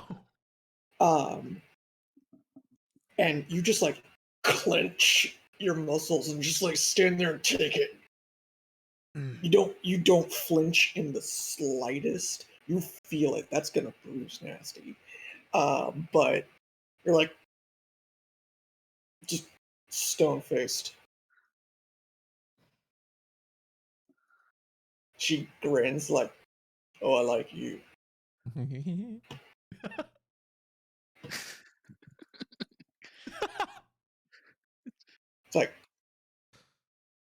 It's like, all right. She looks back at Scratch. It's up to you now. Oh, You show me something tasty, I'll think about it. you got this. How much time do you have? Mm. She kind of like looks up towards the top of the tower. You're actually like almost like most of the way there at this point, probably. Um, but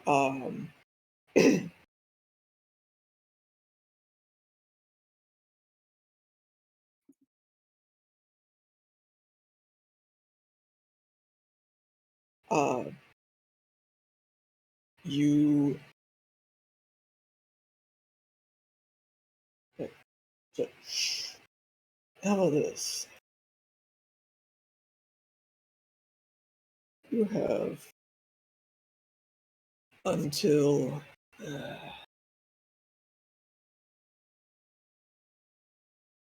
I don't know how long it's going to take. How about this? You have until everybody else hits the sack.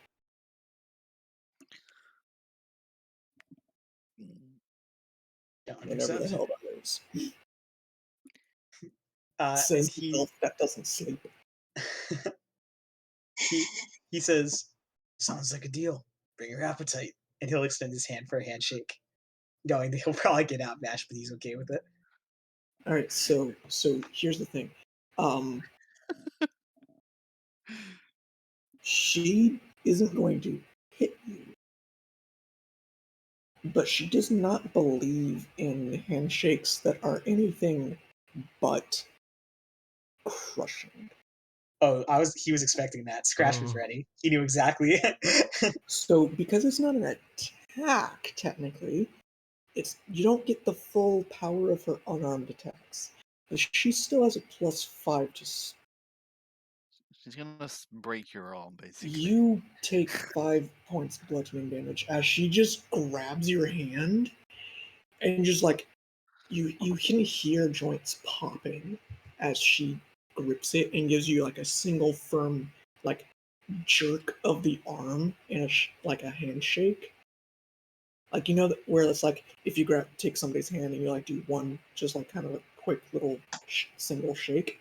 She does that, but because of just the force behind the motion, you can feel like your arm like your shoulder socket like strains for a moment.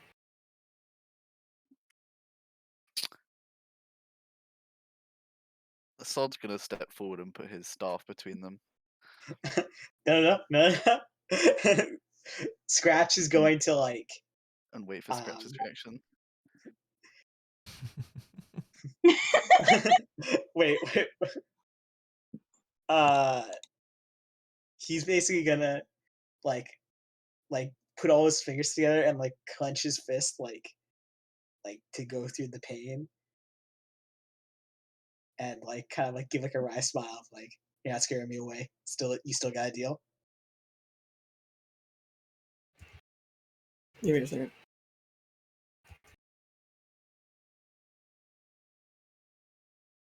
Rax's jaw drops as he's holding his wound.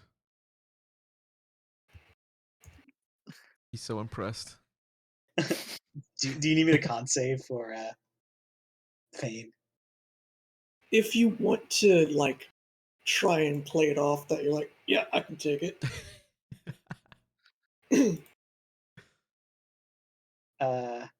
Con's only +1. That's not fantastic. But you Okay, know since what? this is bullying me, I'm just gonna say it. Or is it just standing here like, damn, I wouldn't mind getting my ass handed to me. You just like watching all this. Does Orvas actually say anything while he's watching He this? says that out loud. Oh, okay. Oh hell yeah! Oh god. Like, damn, I wouldn't mind getting my ass handed to me. Let him know. I don't mind either. Oh god. Scratch is trying to put on the slow game. Y'all go straight to the point.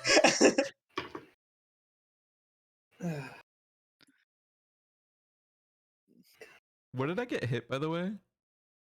Prax? Yeah. Prax got like straight into right into the diaphragm, basically.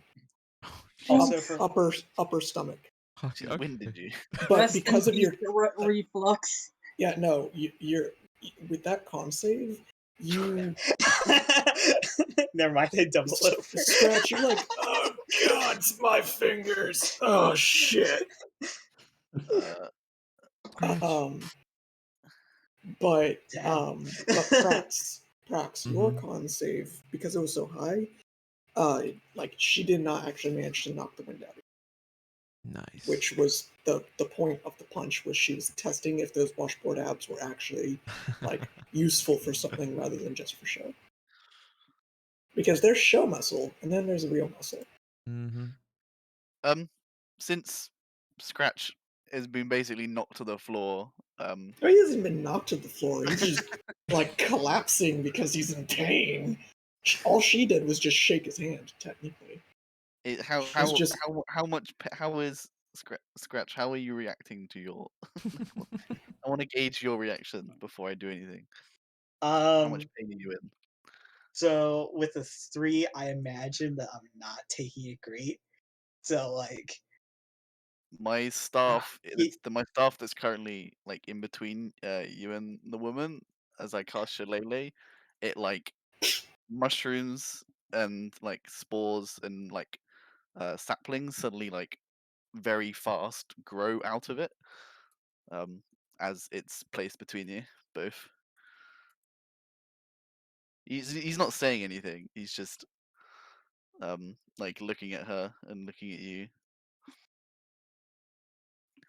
Scratch is kind of going to, after like accustoming to the fact that he probably just got his arm broken. He Lightly dislocated. dislocated. Can I try and pop it back in? I mean, yes, I'll just let you do that. Holy fuck. She didn't actually yank it out. So he's gonna like basically like heavy breathe through it and then just like pop it back in. And he's like still like heavy breathing. Like it still hurts a bunch, and he's like, "You're as strong as I expected. You'll get your meal by the end of the day." Oh Good. God. He's gonna sit down. Like, I'm looking forward to it. Damn. But she does look at Orvis, because she heard that. Everybody who's paying attention to this interaction heard that.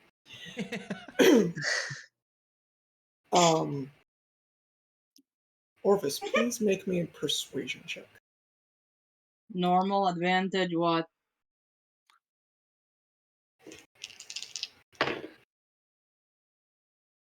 Normal.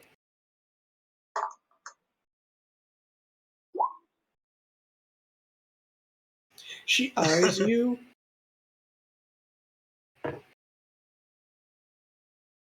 Gives you a grin. I can do that. Ooh. But question is, can you handle it? Well, I guess we'll see. Okay. This is how I end up having to roll a new character. God. Oh no. That's one way to go out. Hold on, I have to now. I have to. I blame you, Alu, for making that. What? Are you going to share the thing? That one gift? I mean, there's a number of options I could. The use for Futurama this. one? Yes.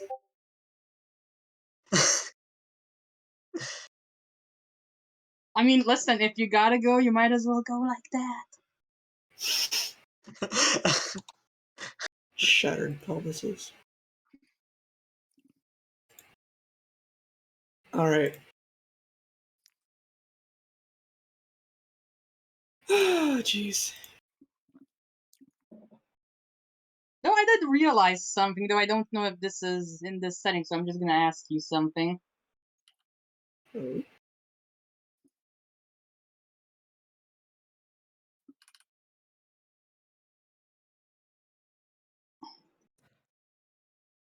So how does Prax look health wise? Since it was 8, right? Mm-hmm. I have 35 hit points, so 20. You're fine. Yeah, I'm chilling. And what I said earlier, that wasn't in character. I mean, unless we like, I have to make it in character since I said it. Nah, dude, Okay, because Prax does not want to get hit again. Wait, how many hit points do you have left again? I have 27 left. All right, yeah. So here's a fun fact. If she had felt Rage like and it, punch her back. well, so that's the thing is, so Jeez. functionally, barbarians technically double their health, because that's mathematically what happens when you rage. Mm-hmm. Is you essentially double your health as long as you have resistance to the attacks hitting you. So you get a meaty number of hit points, especially because you have a fucking D12 for your hit die. Um,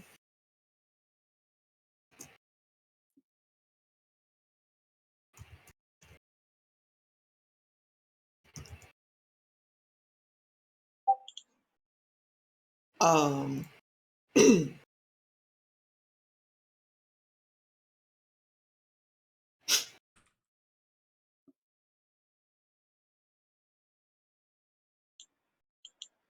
all right.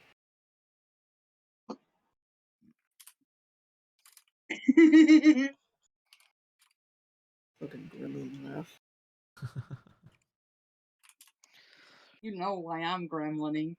Mm,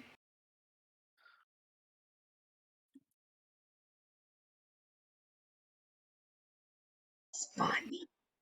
it is funny. All right.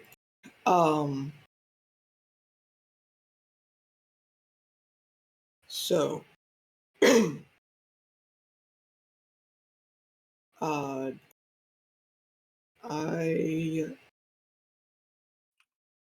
am also going to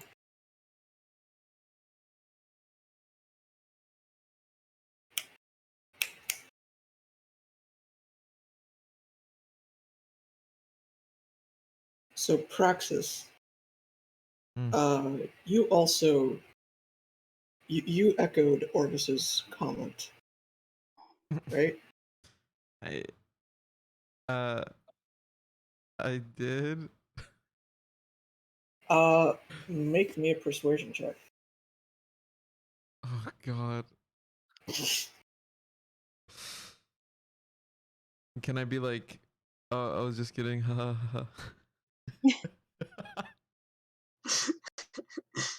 I mean, if you so wish, you can be like, you can play it off as like just like a little smirk of like, I said that because it was funny, not because I meant it. Yes, that is exactly what I want to do. But you're like, you just like placing a hand on your abdomen, where the bruise inevitably will form. But because you're con save, you're still holding it, Yeah. so you're not like doubled over. Mm-hmm. But you just place a hand over it, and you're like, ooh, that is kind of fucking bruise. Mm-hmm.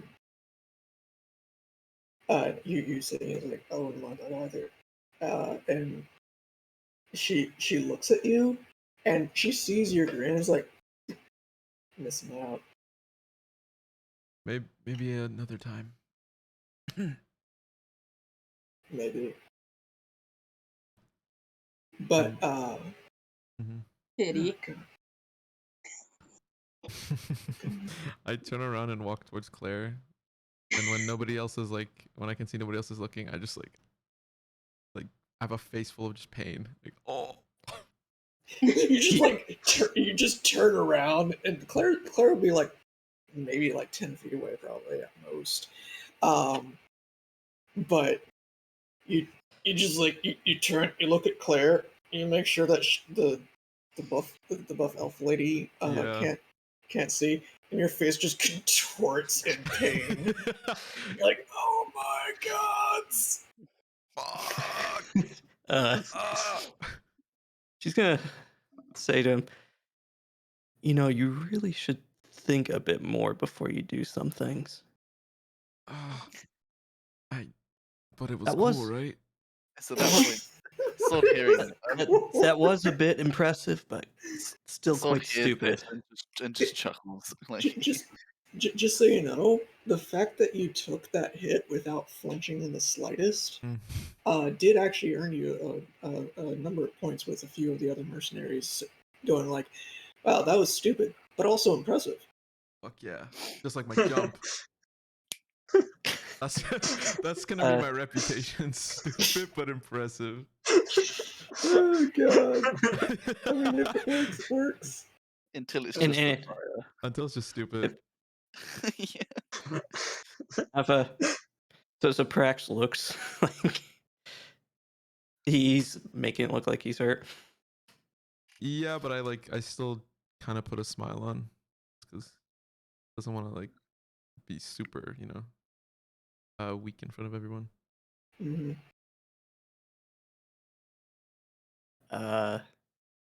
She'll still cast Healing Word on you. She just gives you a pat on the cheek. Well, I And guess I 6 can hit points. keep doing stupid things if you're here to help.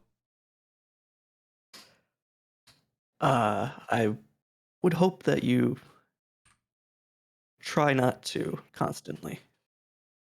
Just at least let me take a nap before you do any more, because then I can save your ass from your own stupid. I'll try my best.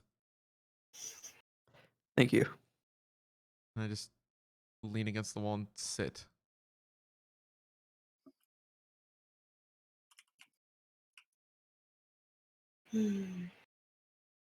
There's not really much room to sit right Oh. now. But Orvis, you now have uh,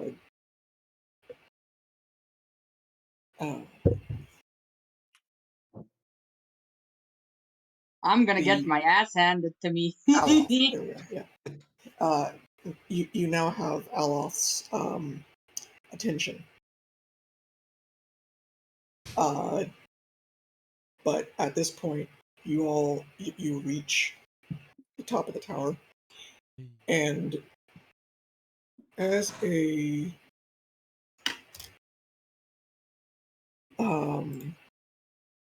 give me a moment.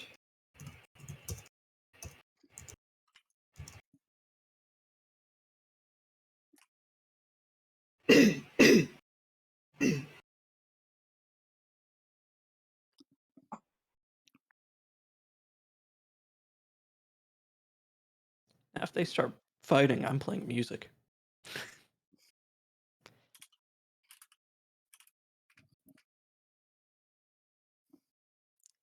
Get some battle music going. Sod's gonna like stomp his feet in time with your music. His big trunk-like legs. So I imagine it's add some bass to the. yeah. Like he's tapping his stick and stomping his foot in time. In time with your tunes. That's if a fight breaks out.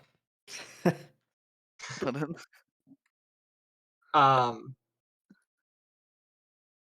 Hey Cog. Hi.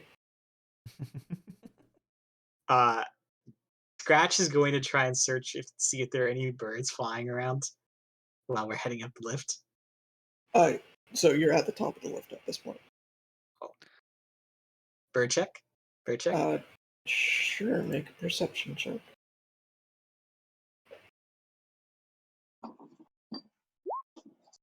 Jeez. There are a handful of birds that have definitely and probably stubbornly decided to roost inside or around this tower just because it's the tallest fucking thing around.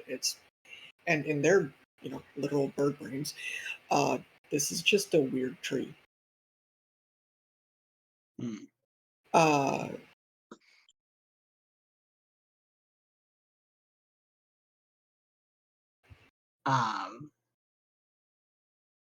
Are we talking like pigeons, or are we talking like a bird of substance? Some that they're mostly like pigeons and seagulls. Because this is a coastal city. Um,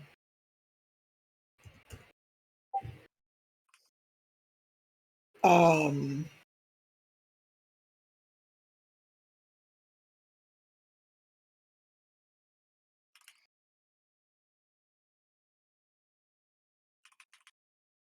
uh,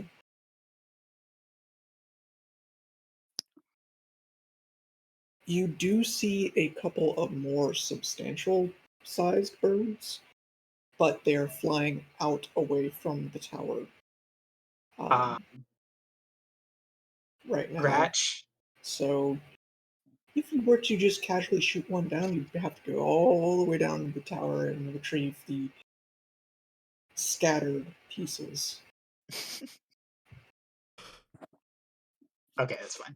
I was gonna be like, if I could try and like skeet shoot it so it lands on the side, that would be Scratch's his goal. Because here's a scratch going through Scratch head. It's like so far like in the mercenary business, reputation is everything, and so far his reputation is he basically got his hand yanked. So he's gotta show he's got skill, so he's in a good medium position. So in sense of his goal, he is basically going to stand, take a deep breath, eyes open, summon his bow, and pop a shot to try and get through the bird's heart. So you still want to shoot at one of the ones that would actually like land on something up here? Yeah. No one's got the time to mess with the one stare or the multiple stare.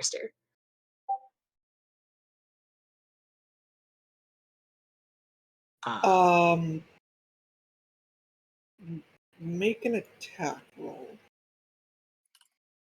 Because generally birds around here are not going to be able to withstand any shots at all. Yep, you just... Let's see how you guys feel about this. It's a decent sized like seagull. Or roughly equivalent bird. And you just snipe it out of the air. You do see a couple of people up here, so you're getting to, so y'all reach the top of the lift, and you see the two docked skyships, not quite on opposite sides, but you see those two skyships.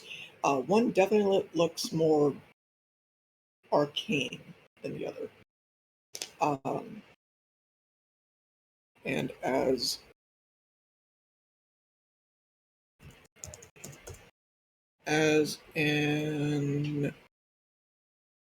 a point of reference, this is the skyship, the very first skyship image for the setting that was ever released. It is literally just a ship with a couple of sails set up like wings and a couple of big old crystals. It is a ship that goes in the sky. Just like Treasure Planet. This is perfect. Yes, actually. I'm so happy right now.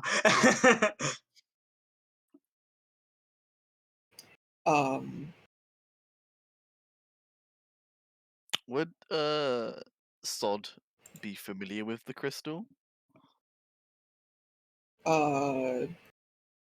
Unlikely, but you could roll Arcana.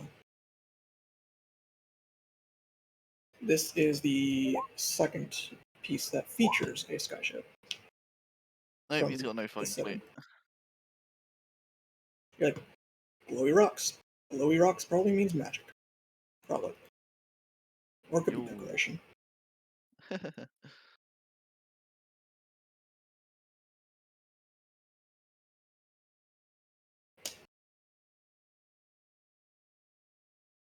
But yes. Give me a moment.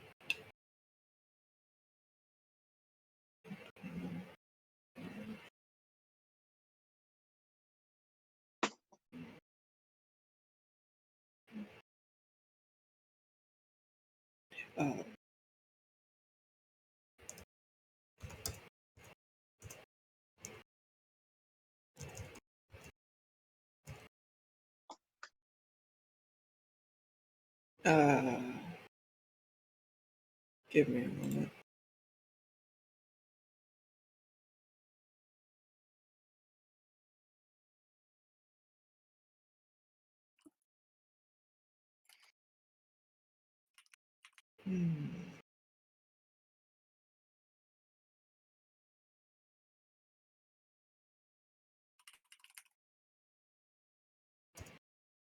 Gremlining.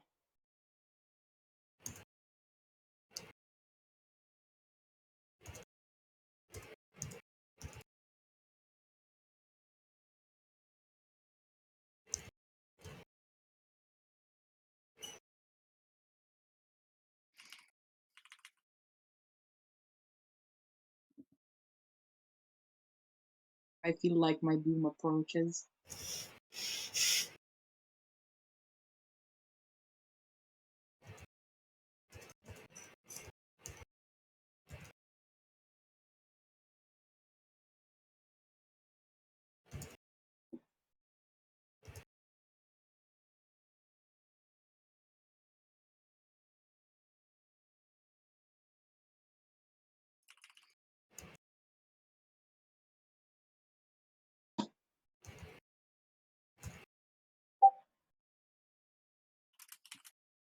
All right.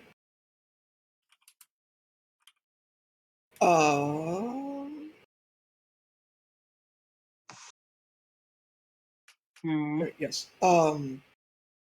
So you've reached the top of the tower. You see the two skyships. Like I said, one definitely looks a bit more arcane than the other. And then Scratch just summons a bow into his hands, draws back an ethereal arrow, and fires it. And just lances it through a bird, which then just proceeds to onto the deck. Extremely clean kill. Pretty impressive, old friend. A couple of the others on the deck kind of like react to this because somebody shot a bow. A couple of people are like, "Hey, don't be doing that shit over here." Sorry. You missed. So if you've missed, be on you to deal with whoever is on the other end of that arrow. Apologies. I make sure I don't miss, though. I needed something for dinner.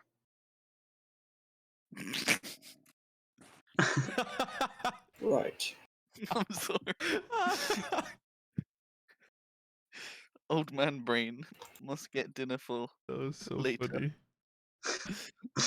I was wondering why you shot it. couldn't tell I what was the- like, my entire thought process, I'm like, I am up here with no raw materials to cook. So I was like, what could be around? Like, there's probably a bird around. I was like, oh, this doubles is like cool. I have skills shot. It's like 2 birds, 1 stone. Pun intended. Fucking hell. Did I look out Let that the this bird party That ready. joke right there.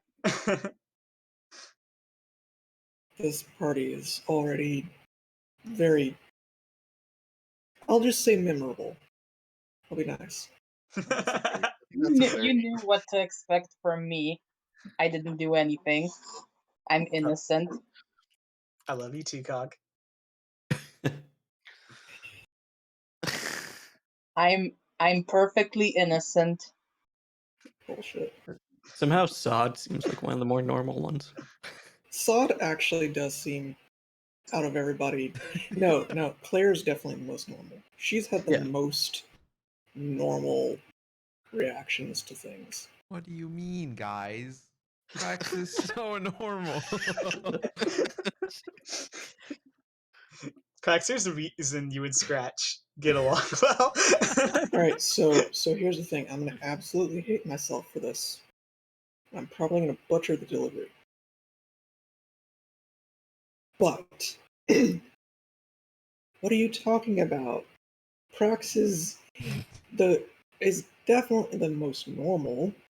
I'll move it. No. I have many Woo-woo. regrets. Guys, Prax is so normal. Ooh. I will give you disadvantage on everything forever and always. I'm fighting for my life. If you're giving advantage to everything, then I'm multi-classing into rogue straight away. I was actually unironically thinking of doing that because imagine like sneak attack, like bow attack. So, that's that was so good.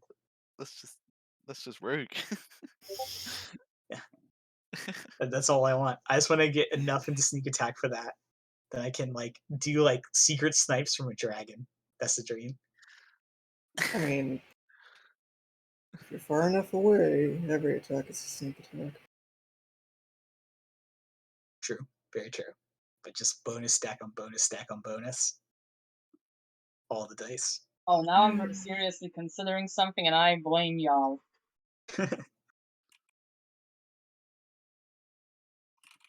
All right. But yeah, did I look out that the bird fell on the boat that we're actually going on to, or do I have to go to the other Oh, no, boat? it fell on the deck in front of you. Oh, perfect. Yeah, in that case, Scratch is going to pick it up and then just kind of like toss it behind his back. Just over your shoulder or onto your back? Onto my back. Just throws it over your shoulder. Like, I imagine like he yes, has like I expended all this effort and now yeet. Just yeet it off. It wasn't a good bird. Too old. No. I imagine it's kind of like he's hunted before. He has like a little meat hook on his bag, something. I imagine it's probably a bit more like you have like you just like tuck the leg, like you just kind of like pull the legs through a loop on your belt or something, and it just dangles there from your hip. Yep, that's exactly it. But yeah, That's the general general image I had in my head. but yeah, Scratch puts his bow away, grabs the bird, does that, and he's ready for later. Oh god. Okay. But the captain tries to ignore this.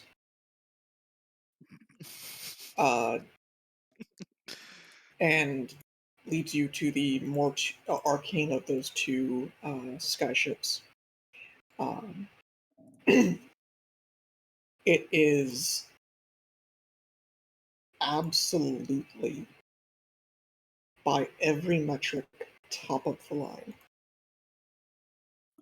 No person could find a single flaw in this ship's construction. None. At least if they understood why it was constructed the way it was.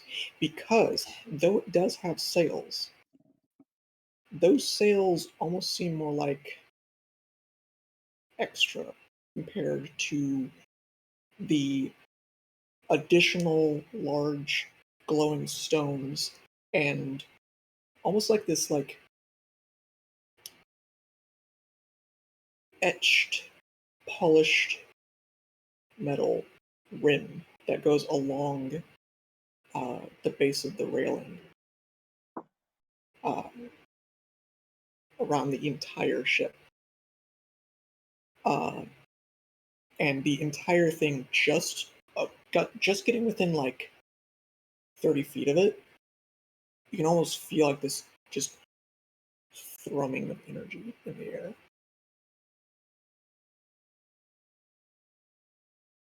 Um,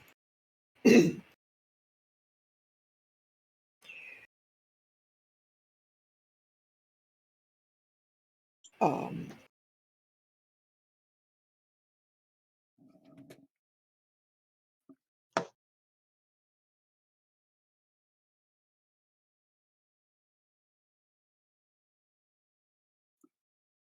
it is most definitely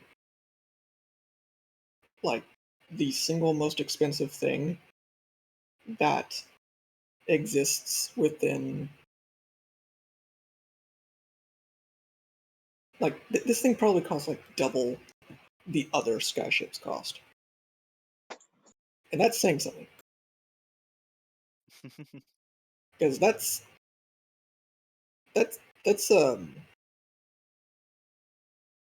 these are not cheap.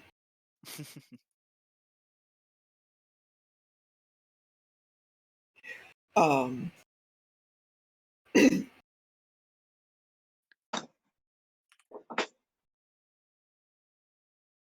um, not even remotely. And the captain, kind of almost like standing at attention, almost. Uh,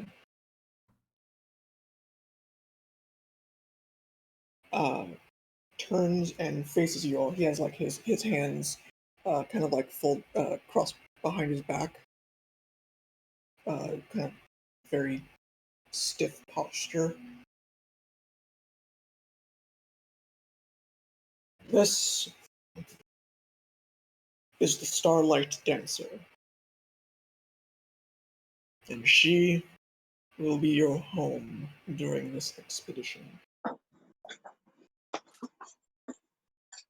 You will respect her just the same as you respect me, if not more. Any transgression against the ship is a crime against the entire crew. And I do not tolerate harm to my crew.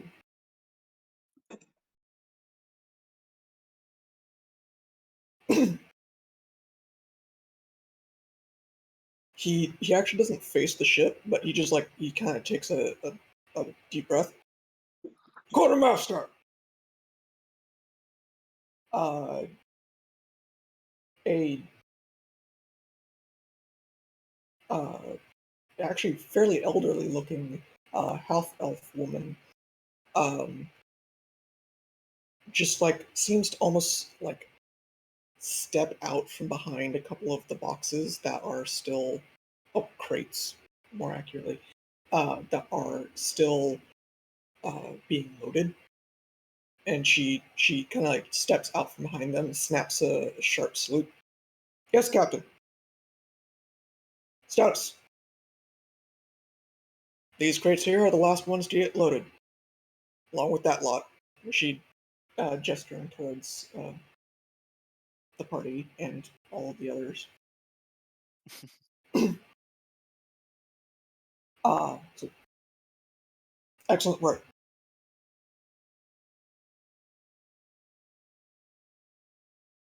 Charles!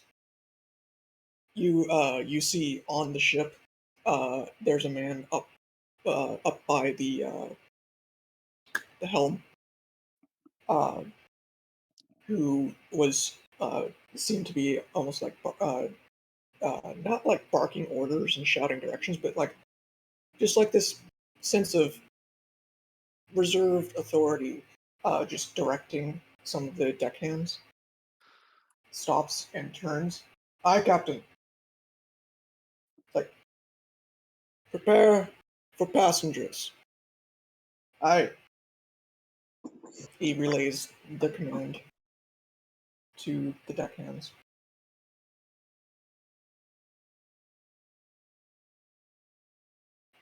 And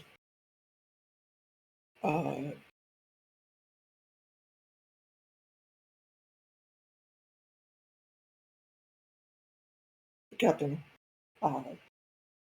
still, like, he never turned away from any of y'all, actually. He didn't even, like, look to see if they had, like, paid attention to him, because he knew that they all, like, went at attention when he called for them. Um,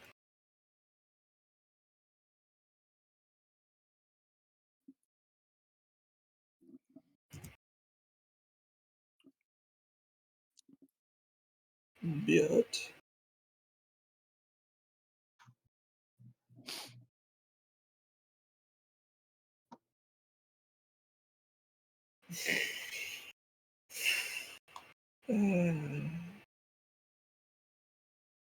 Shenanigans.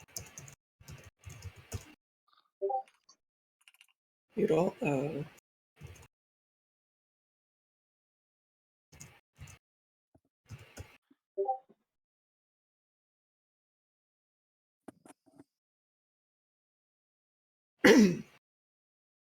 right. You know, honestly, think about it. Just it randomly crossed my mind again. Just I really should have expected y'all to have that reaction to Aloth. I don't know why it surprised me. Because book lady. Yeah. And I actually didn't have a reference for any of these NPCs, so I will have to get you that. Though I already have a few potential options.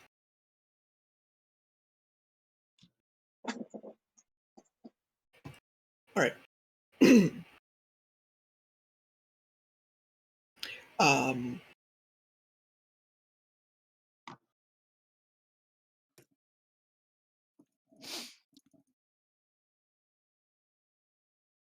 so the captain still looking at all of y'all. Is it come aboard? Sod just immediately, He just even if marches there's on anyone in board. front of him, he just walks past them. Who? Sod, like even So, if there's anyone, Sod. if there's Sod anyone, just like kind of like just pushes past people. yeah, like like not like pushes, but if there's people in front of him that like are hesitating, he's just yeah, he's doing what he's being told. Mm-hmm.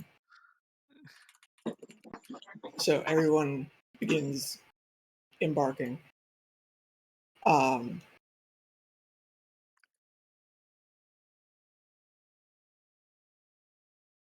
and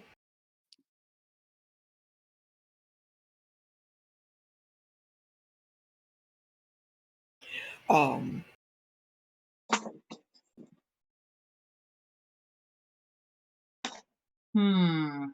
what?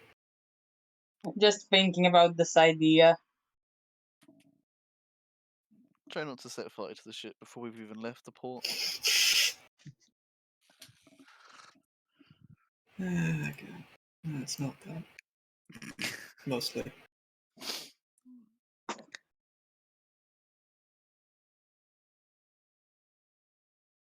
Um, but you're brought aboard the sky ship, the Starlight Dancer.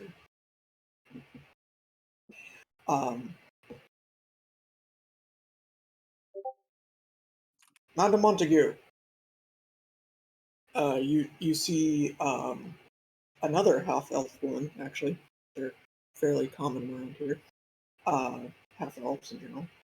Though this one seems like half the age of the other one. That is definitely a bit more elderly. She like steps out from a cabin. Aye, Captain. Like, status? Ship's in perfect condition. Ready for sailing. He kind of gives like a little bit of a smile, like, excellent. As I expect from you, bosun. Aye, Captain. She looks. She actually like kind of walks out and sort of standing a little closer to him, rather than being across the deck. And she turns and kind of inspects the assembled mass of mercenaries. Don't fuck up the boat, because I'm the one that fixes it. And if I have to fix it, it's coming out of your ass. And I'll make that as literal as it needs to be.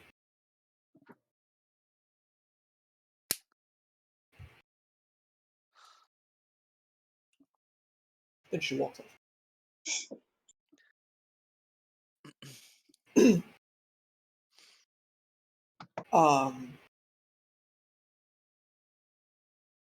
You see, you actually see a tiefling man, probably oldest tiefling any of you have seen. Seems like there's boat grandpas as well. Yeah, there are some boat grandpas. Actually, none of the the youngest crew member is 24. Then there's 29. Then, funny enough, there were a lot of them that came up 38 for both them and the other NPCs. But the quartermaster is 80. She's just a half elf, so she has a little bit of a longer life, but she does look elderly. But this tiefling, this guy's easily crested a century. Hey.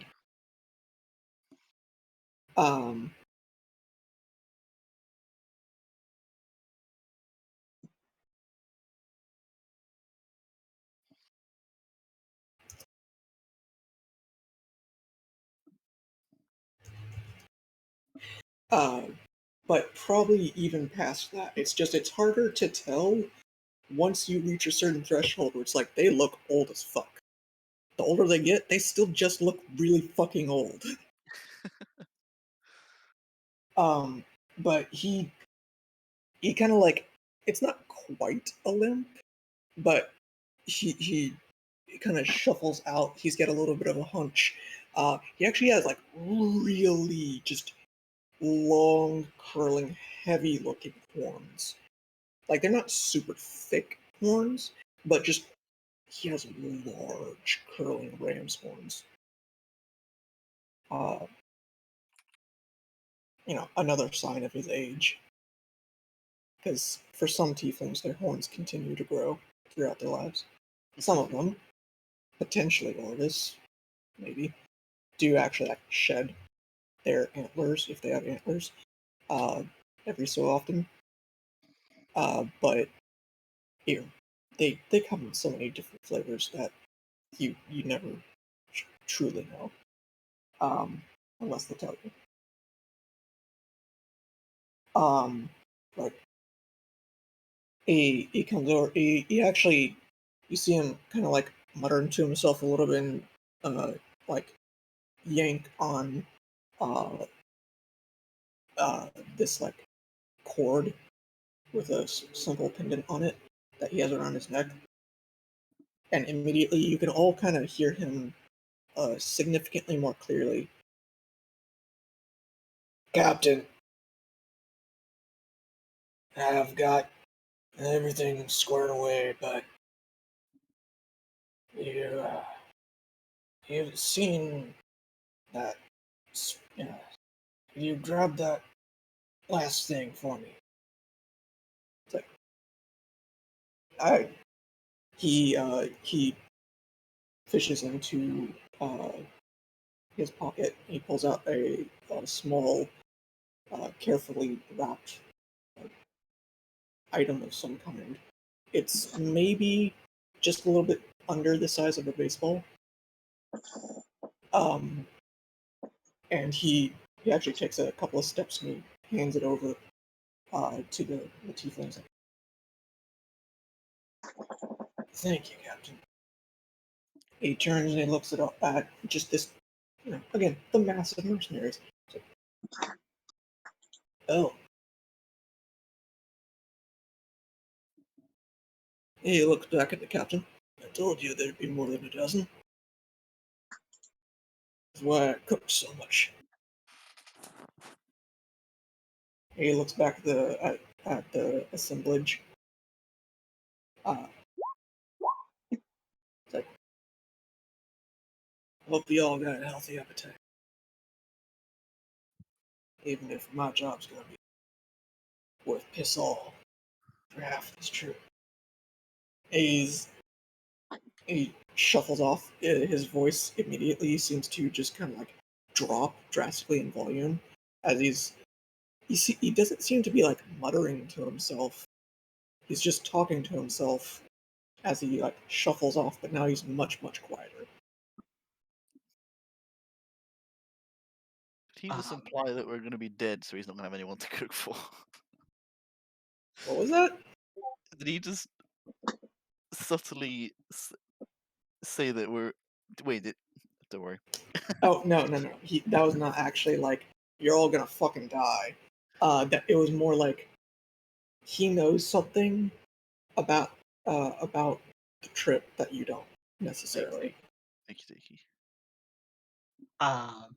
Scratch. It's not actually necessarily anything nefarious though. Scratch is hoping if you keep an eye on him because he wants to talk to. Yeah. So Scratch being a cook himself, also being an old man cook, you're like, that's my bro. That is the head cook on the ship. You just saw that he's wearing he's not like dangling utensils from his belt or anything, but he does have like work apron and other basic attire that you would expect someone who's working with food to have, rolled up sleeves and all that. And the apron he has plenty of stains, but it's fine. It happens. But you definitely like that's the cook. And he's old enough that he knows how to really cook. Scratch like to kind of like keep an eye on where he is because he doesn't want to disrespect the captain, but after he wants to speak with him.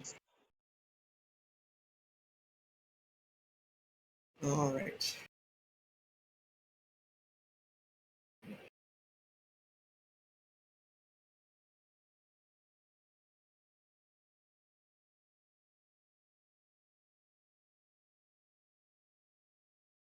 Give me a moment.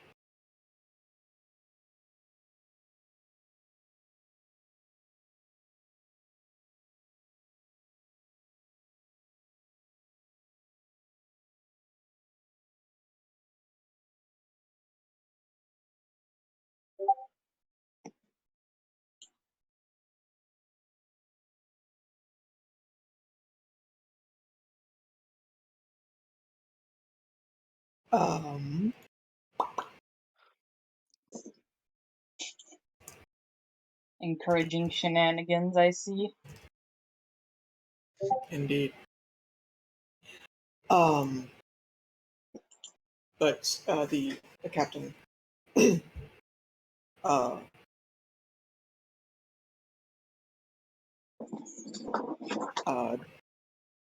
turns and Doctor, there's a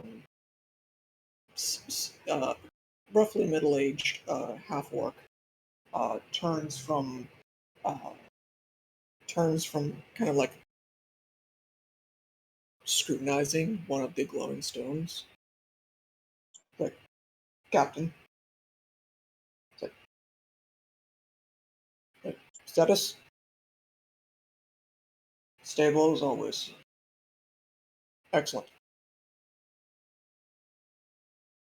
The half orc kind of like takes a just like a half second to kind of just glance at the newcomers before he kind of dismisses all y'all mercenaries and goes back to just scrutinizing the massive crystal on that side of the ship. Uh,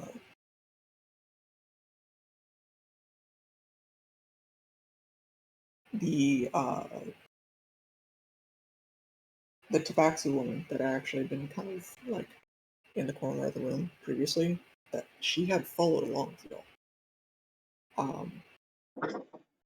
She steps over to the captain's and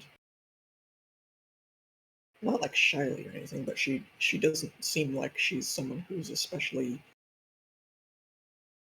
loud when she speaks. I was like, Captain, if we want to get going, we should probably take our leave now. The alignments are in focus currently if we want to reach our destination in a timely manner. It's like, of course. Thank you. Thank you, Doctor. Like, she nods, like kind of like turns and looks at all everybody, like, and she just moves off.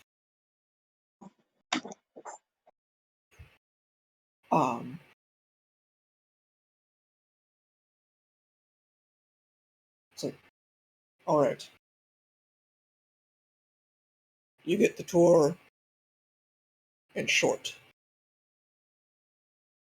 And he's basically going to give you just basically the overall layout of the ship, where your bunks are, which is large communal room, as well as where the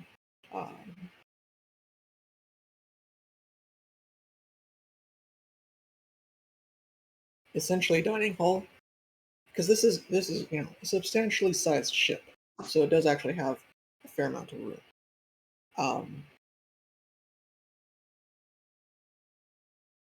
Shit, I should have actually had this article up.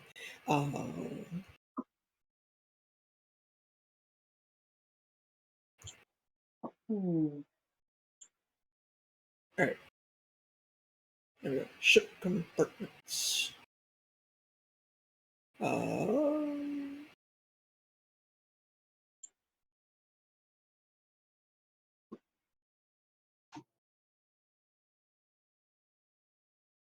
Hey, there, anatomy on a ship. All right. So there's the crew quarters. You are shown that there is a ballista on deck towards the front, as well as a handful of mini ballistas.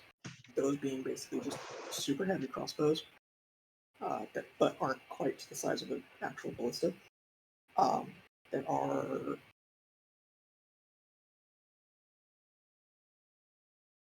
four. So two on each side of the ship. There's also a large, clearly arcane implement of some kind. Kind of smack dab in the middle of the deck.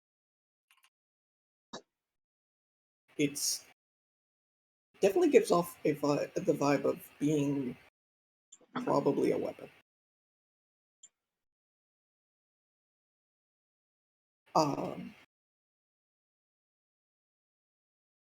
but it looks like it's heavily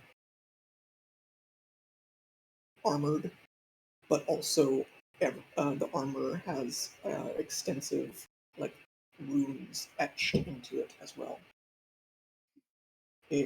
Ooh. It's overall fairly kind of cylindrical. In a lot of ways, it would probably remind many of you of like if you took a wand that was made up of mostly um, crystal and metal, maybe like a little bit of like a filigree on it, and just took that and supersized it to the point that it was as big as you. That'd be roughly the kind of vibe that this thing is giving you. So if you just took like a wand that had like a crystal tip, supersized it, and then plated some extra armor on the sides, it's mounted like it's a ballista. Because it is actually on like a kind of a turret base. So that it couldn't swivel. It's a magic cannon.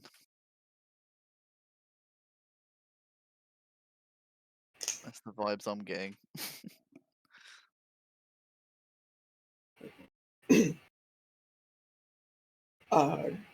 When you when the armaments are being pointed out, you're basically told keep away from the ballista unless somebody tells you to man the ballista. Same with the manu ballistas, because the crew know how to handle them and they know how to use them efficiently. No one touches the lance, and by lance he is referring to the big arcane thing that must only ever be operated by either himself, um,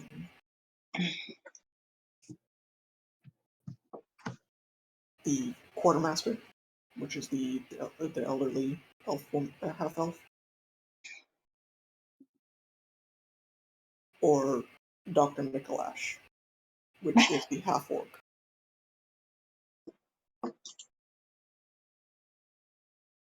And if it is in operation, you stand at least 10 feet away from it on all sides.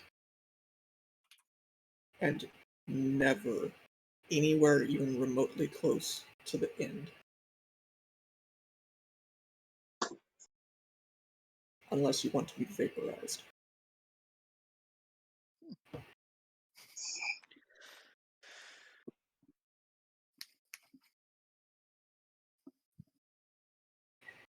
Alright.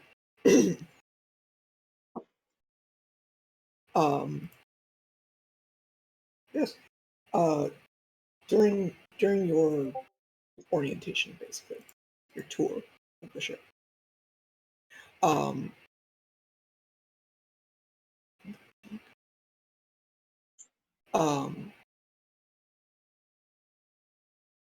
so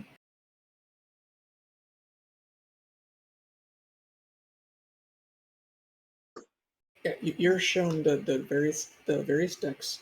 You are shown the armaments. You're shown. There are actually no lifeboats. And its armaments seem fairly light in general, other than that weird one and the fact that ballistas are actually pretty scary. But considering how many mercenaries are on here, and that several of them are,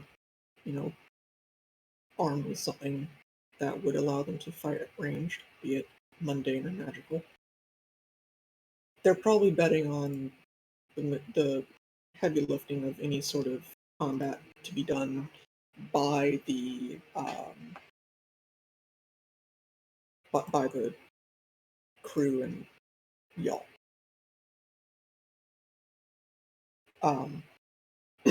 Yes.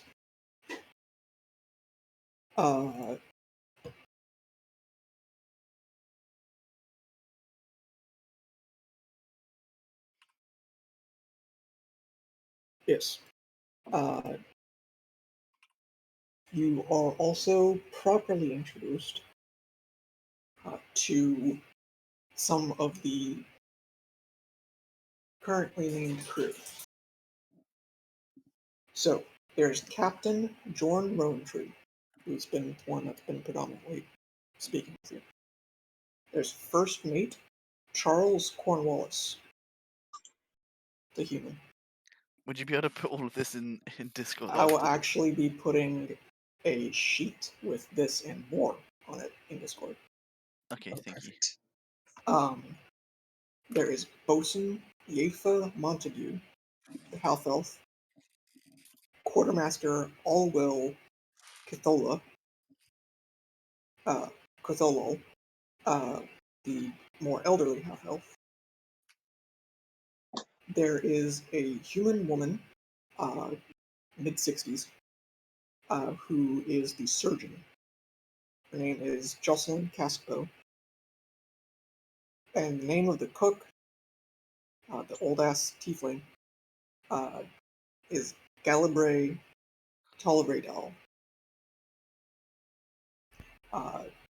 The half orc is Alfred Nicolash. He is what the captain refers to as the broomstone specialist. He's in charge of making sure the ship can move. And the tabaxi woman that you had seen before, that is Chatters at Magpies. Yes, tabaxis have weird names. She is Aw. actually the head researcher. And you do actually also meet a very small, like just 4 other researchers with her, and are informed that there will be times that that the expeditionary forces that will be divided into will have to escort a researcher with them to document your findings. They won't always be coming with you, but when they do, their uh, their survival and the survival of their equipment and research is paramount. If you have to choose between uh, the researcher and something they've discovered, though, you should still choose the researcher.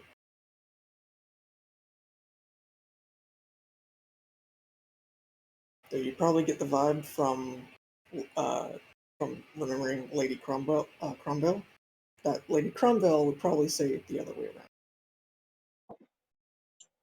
And she is the sponsor, but she's not here right now. So the captain is the captain. And I will introduce them later.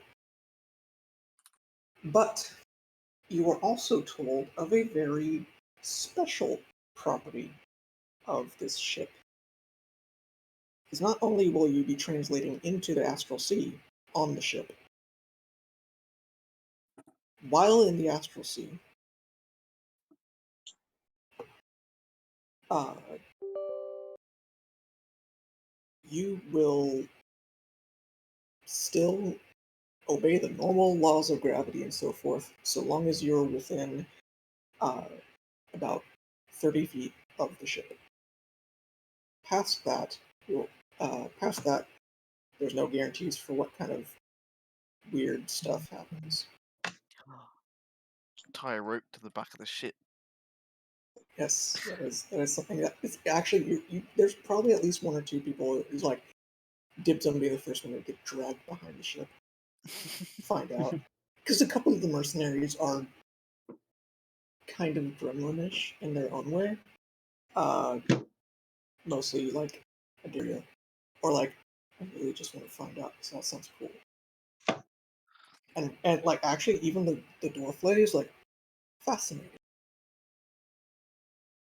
I must know more. But you're also told while you're being introduced to the surgeon, uh, she sets down something uh, on a counter in the in the clinic area of the ship, and she unrolls this huge array of syringes, and she is going to have each and every one of you step forward, turn away from her, and hold still.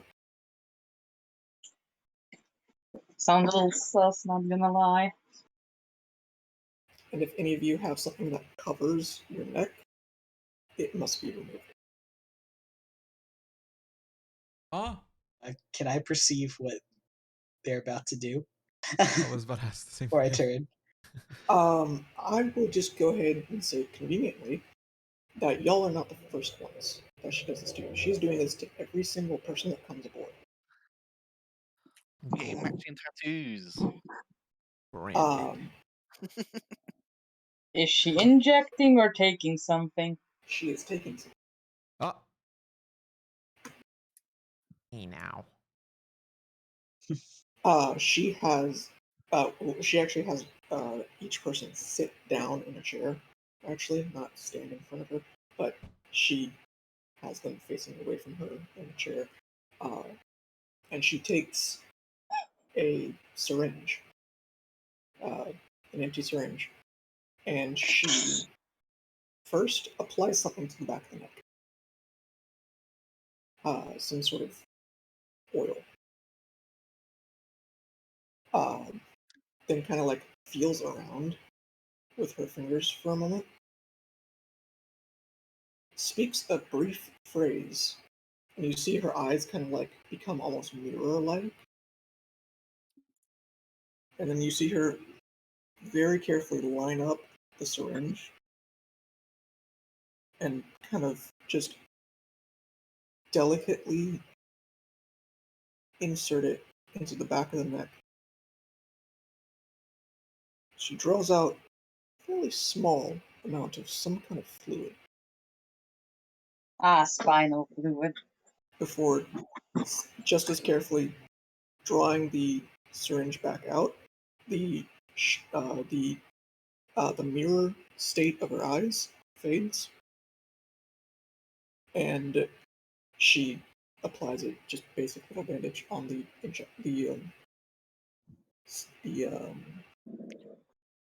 it's not an injection, insertion site. Curious. Can I make a perception check to see how the other mercenaries are taking this, whether they're just fine with it or if anyone else? That would be more of an insight check. Okey-dokey. Can I help with that? Because Scratch is also. Yeah. I mean, you can do it independently. Insight's not. I'm really nosy. something I'm nosy as hell now. I'm sauce. Yeah, we ain't got a clue.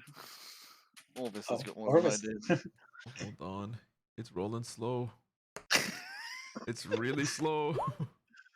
Alright. Yeah, I got +4 and we still match. None of you like Scratch. You have no idea what this is for, and I mean, as far as you can tell, the mercenaries, it's a mixed bag. Some of them are like intrigued. Some of them are like, "Oh fuck no," and then like just commanded to, comply. By virtue of the authority of the captain himself, as well as the surgeon, who definitely pulls a good stern grandma. Like the look and the voice, like young man, sit. That kind of, everybody knows what I'm talking about. The mom voice. The grandma voice. Because remember, she's a bit more elderly.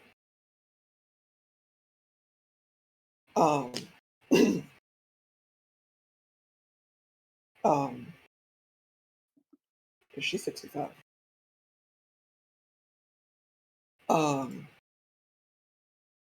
But there are some of the mercenaries that are like, oh, fuck no. That are, like I just said, kind of just bullied in line. Some of them are like, I have more questions than concerns. But my questions include some concerns. Orvis, you can tell that you fairly sure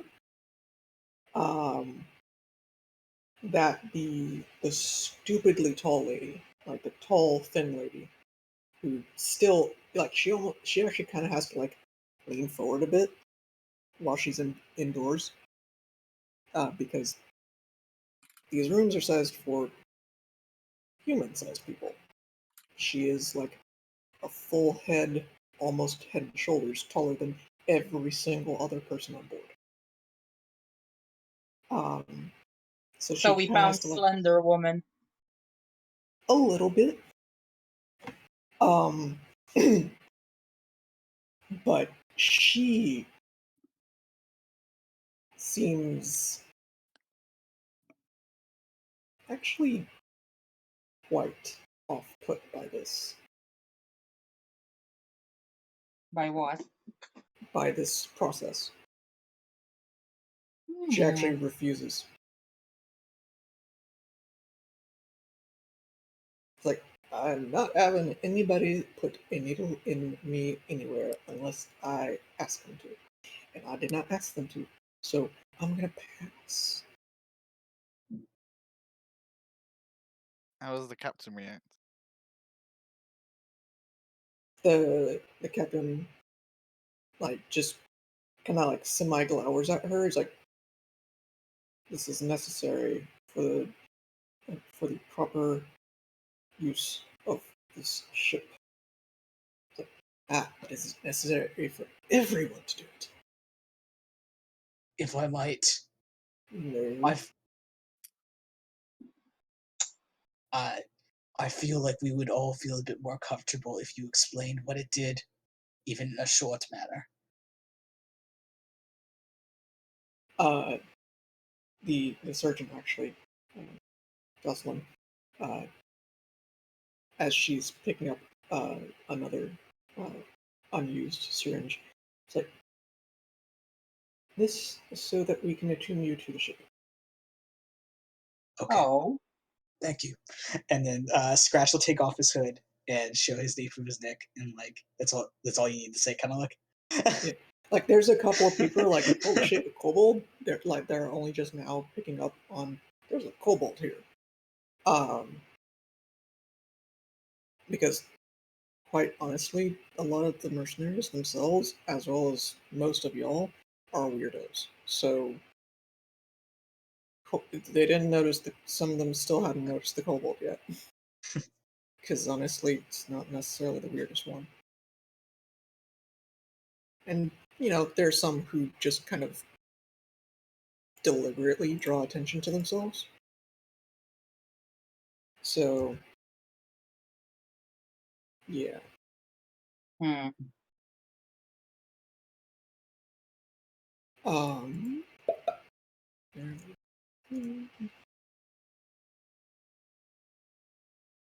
Right.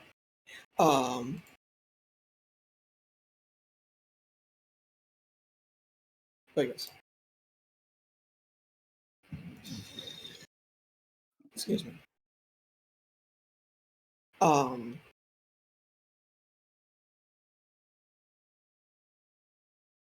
Does anyone else try to opt out?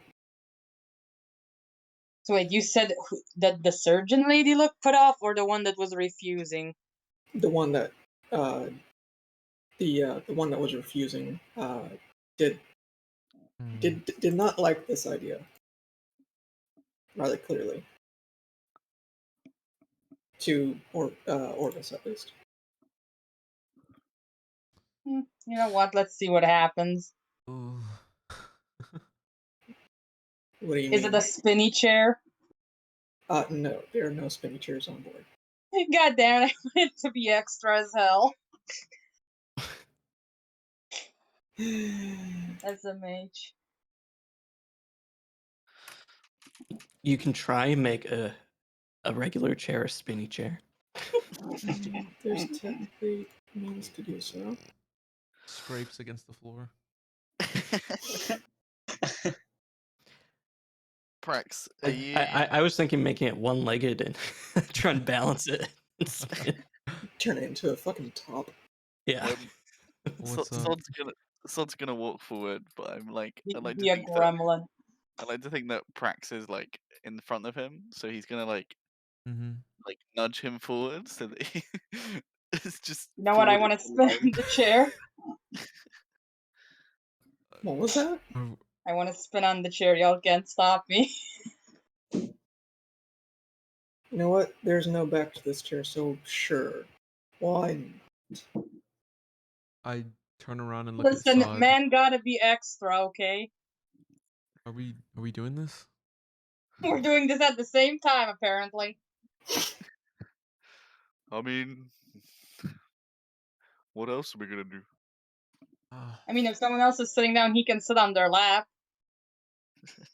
Don't be chicken, and he like and he like gives you like a not like a punch because obviously he saw you got beaten the shit out of earlier. So he's just gonna do like a little put his arm onto your like other shoulder and sort of just like All right. I walk over, take off my coat, oil glistening on my abs. Fucking. And I sit down. Like So what squeezing. they're saying is, I gotta doff my chest plate. Okay, give me like 10 minutes. And I'm like squeezing my face like a child who's ready to, I don't know, get like a needle or something, ready for the pain. I mean, you are getting a needle. So the Wait, how- oil that she applies to the back of your neck actually numbs the back of your neck. Actually, in a little bit of a funky way, because it goes pretty deep into the tissue, Oh, like the numbing sensation. is it cold? It's not cold, you just stop feeling it. Dang.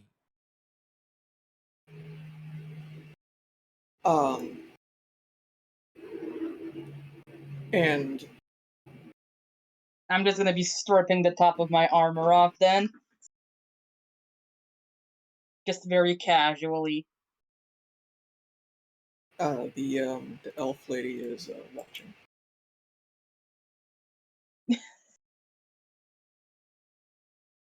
She wants a preview. Okay. Oh shit. I think Pierre had to go. He didn't say anything. He's typing.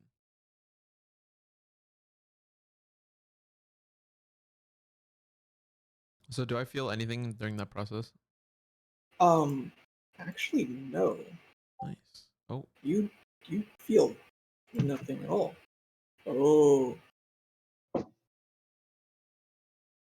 Oh shit.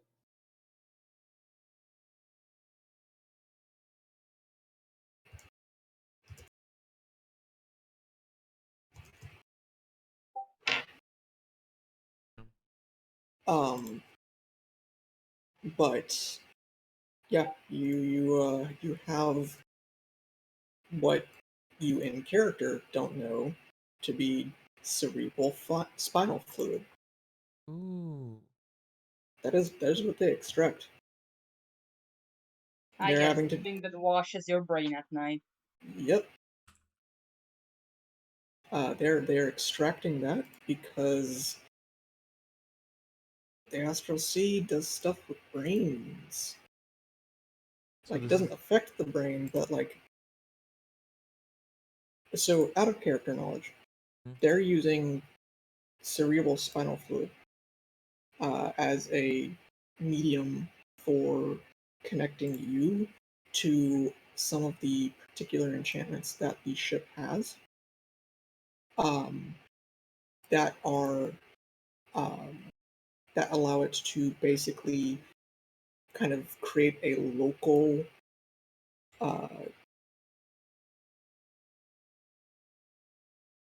like normalization of physics so that they are more in line with what the people that this has been drawn from are used to, rather than the weird ass bullshit that the Astral Sea normally has. Because this way, people are going to be less disoriented, just trying to navigate the deck. Funky. Makes sense. Very funky.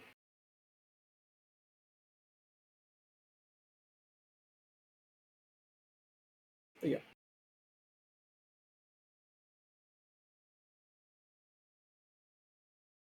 Sweet.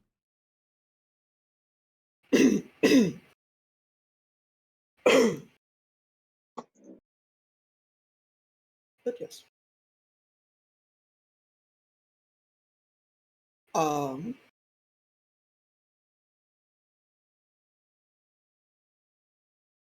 we all get it done. Problem. Right. I am going to do a thing. It's going to make some interesting things happen, potentially.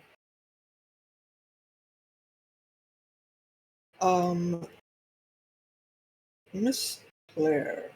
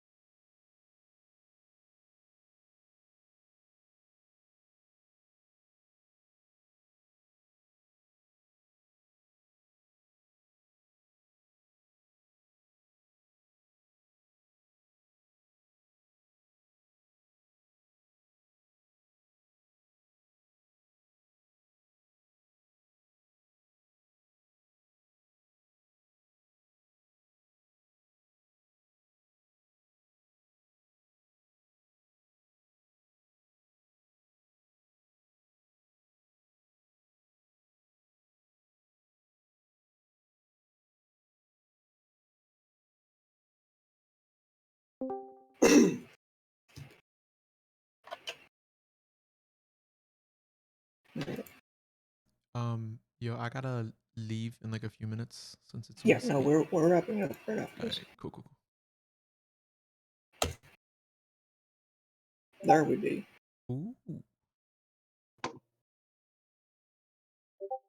Sick.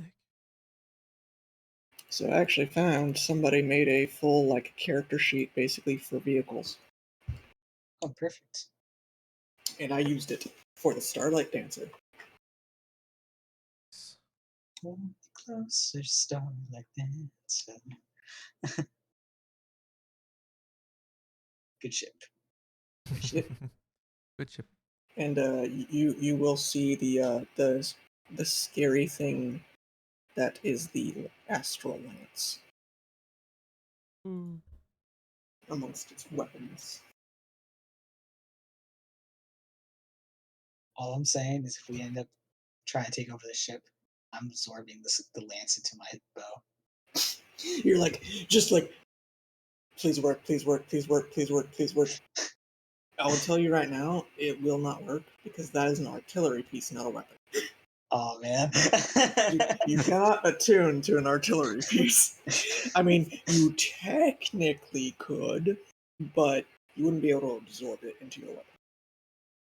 Oh man. You could technically bond to it, but you wouldn't be able to like combine the two together.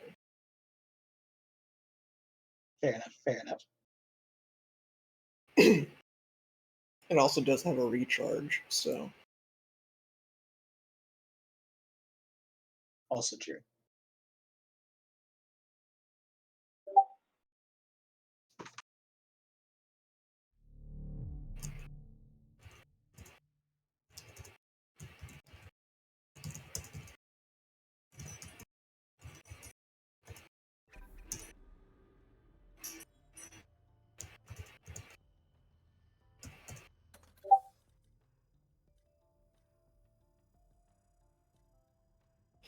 all right.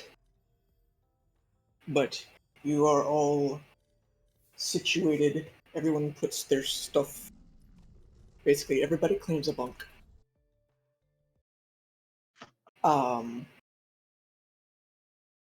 And you are all brought back to the deck, the top deck, and the captain informs you that it's time to make way. As everyone make sure that they are in a secure position. Yes. The skyship is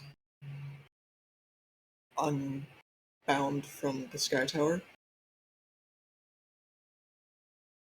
moves off, steadily moving away from the tower. And as you pass over the city of Amon, some no part of it being any less than 100 feet below you, even the tallest possible towers there are, aside from the sky tower. You move towards the port, past the port, over the open ocean. Only takes a couple minutes. It's a very fast ship, actually, by comparison to a normal sailing vessel. And as you are over open water, you feel the ship begin humming with energy. You see the moonstones, the giant crystals, begin radiating brighter. And there's this split in the air that seems to coalesce ahead of the ship. But it's less that you see it there, more that you feel it. There's point that the ship is aimed towards that just presses this weird sensation into the side of your temple.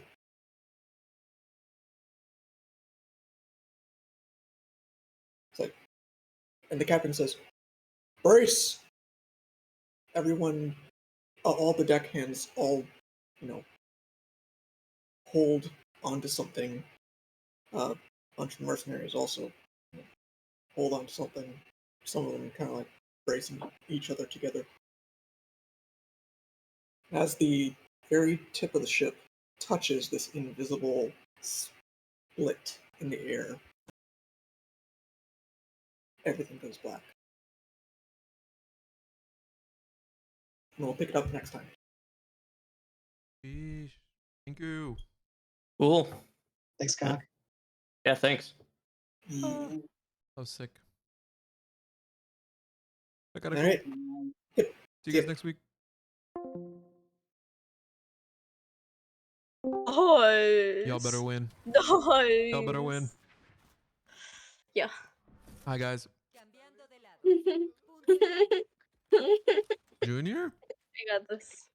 Like I'm doing Is so she bad. crying? Yeah. B. Wait, let me see. Hold tab. Let me see what's going on. B, don't cry. I'm doing so bad. 8 and 20 is not even that bad. No, right? Yeah, I'm going to mute you. B, listen. If you get more kills than their bottom frag, you're chilling. Just don't get less kills. You got this. Oh. Confidence, girl. It's all confidence.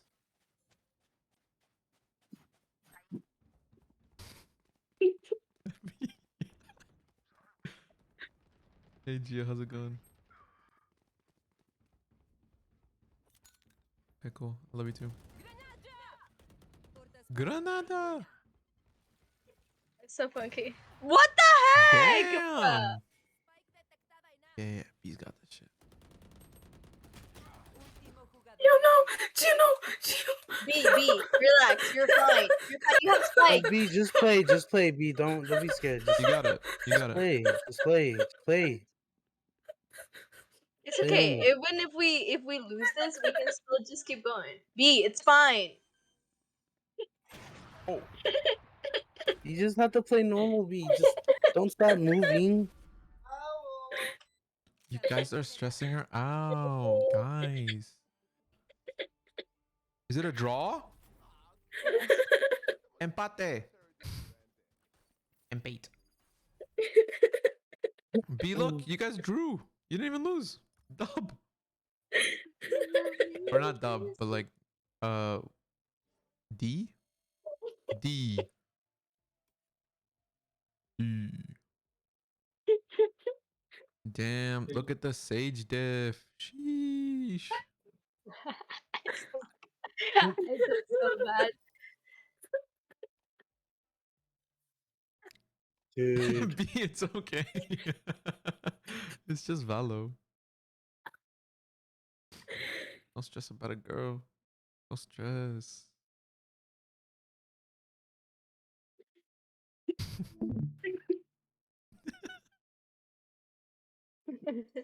Yeah, I'll be right back. I need to help my mom with something. Do you have food? Get food. See you in 3 hours. Yeah, I'll get food. Hold on. Yeah. That D&D session was so poo-poo. I think I'm gonna quit. You just don't like that. Yeah, you don't like that campaign. Okay, I'll be back. I like the campaign. The guy's just so slow. Like Well, your problem is you're playing D&D. Gio, it's actually fun though. There's this guy. Our DM is kind of ass. Cause my other session, the one I have tomorrow, is sick. Like everybody's funny. We all jokey. Okay, this group is jokey too. But like they're like older. They're like late 20s. The group I have, Aren't you? That's perfect. shut the fuck up. What do you mean? You act like we're like fucking teens. Bro, you You were the like same playing with age, kids more? Gio. You were the same I age. know. That's what I'm saying. These dudes are You're like saying, like, 20s. We're late not late 20s. 20s. We're not that old yet. Alright, but you're acting like that's like a big. How old are these other people? They're early 20s. No, I'm talking these late 20 dudes. They're all like married, man. These guys are. We should be too, Kia. We're just What are you this talking about? generation. Bro, what age did your mom get married? Are we supposed to be married right now? At 21, 22? Is that normal? Please. About I do have what age did friends your parents that get are married? married right now, but I don't think you have to be married by 21. Thank you. You don't have to, but come on. Okay. How old And was your parents by the married, time, Junior? huh? What by what time were your parents married? Oh, they married at 19, but that's different. They See? knew each other since middle See? school. Oh my god. They've been lovers since middle school. That's different. Gio, what are you on, man? Yeah, okay. Where's the ring, huh? You gonna ask Koya? What you on about, No, man? but you're the one making it a big deal. No, I'm just saying, like, these guys are old. They're like boomers or millennials. Ew. Yeah, Um, we're Gen Z. B, why are you I know laughing? Junior's laughing at that, bro. Ain't no Que la way. pastilla que me. No, they're just like you can clearly tell there's like a humor gap, you know. So whenever I make jokes, like, bro, I try so hard not to say L or W during that fucking session, because if I do, I know I'm about to get clowned. Oh god. I turn on my like. Okay, I know I probably sound white. I turn on like my really white voice when I talk to like old people. Wait, what's so funny? V, what's so funny?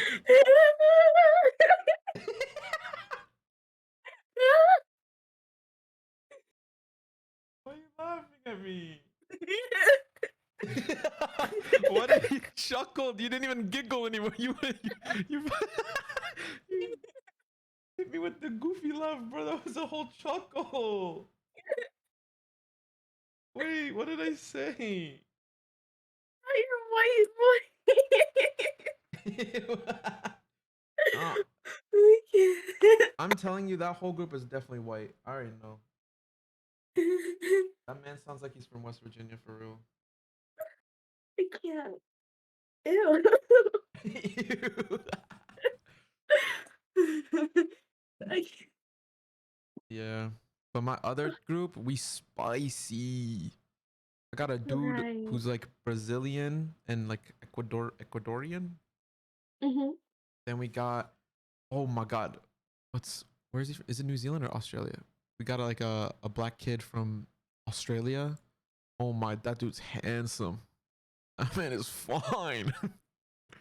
I'm trying to sleep with my whole party in game, not like Oh, real okay. life, obviously.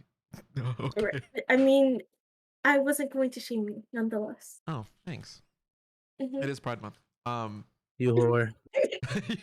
Gio! Dude, no, okay, my character is low key a whore. Like he kind of he's slutting out. So he's not wrong. He's like a charismatic character. So like all my like stats are hella charismatic, and like he's very emotional. So he tries to sweet talk. But it doesn't really work because one of the people in my party is a paladin, so he's like super holy, and every time I try to like flirt with him, he fucking smites me. And the guy's so funny. And then the other guy's like a luchador, so he tries like hitting me, and then my character likes it. So.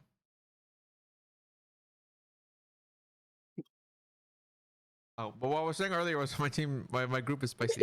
Sorry, I don't know what You're lying. I really like that group of people too. And our DM is from fucking the Philippines. Kia, can I hear your white voice? Please. V. I'm embarrassed. Do it. I can't. I'm too embarrassed. Why? All right, you guys already say I have a white voice. So go ahead. I would You hear have your a- white Who voice. said you had a white voice? She's white. I don't think you have a white voice, B.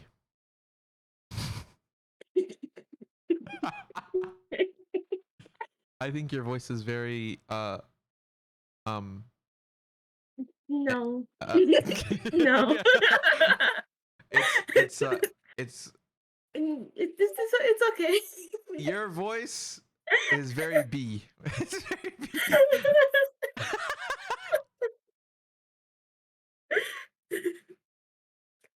It's okay. Yeah, shocked a lot of I people. thought of it and then I was like, nah, you just that you don't say that.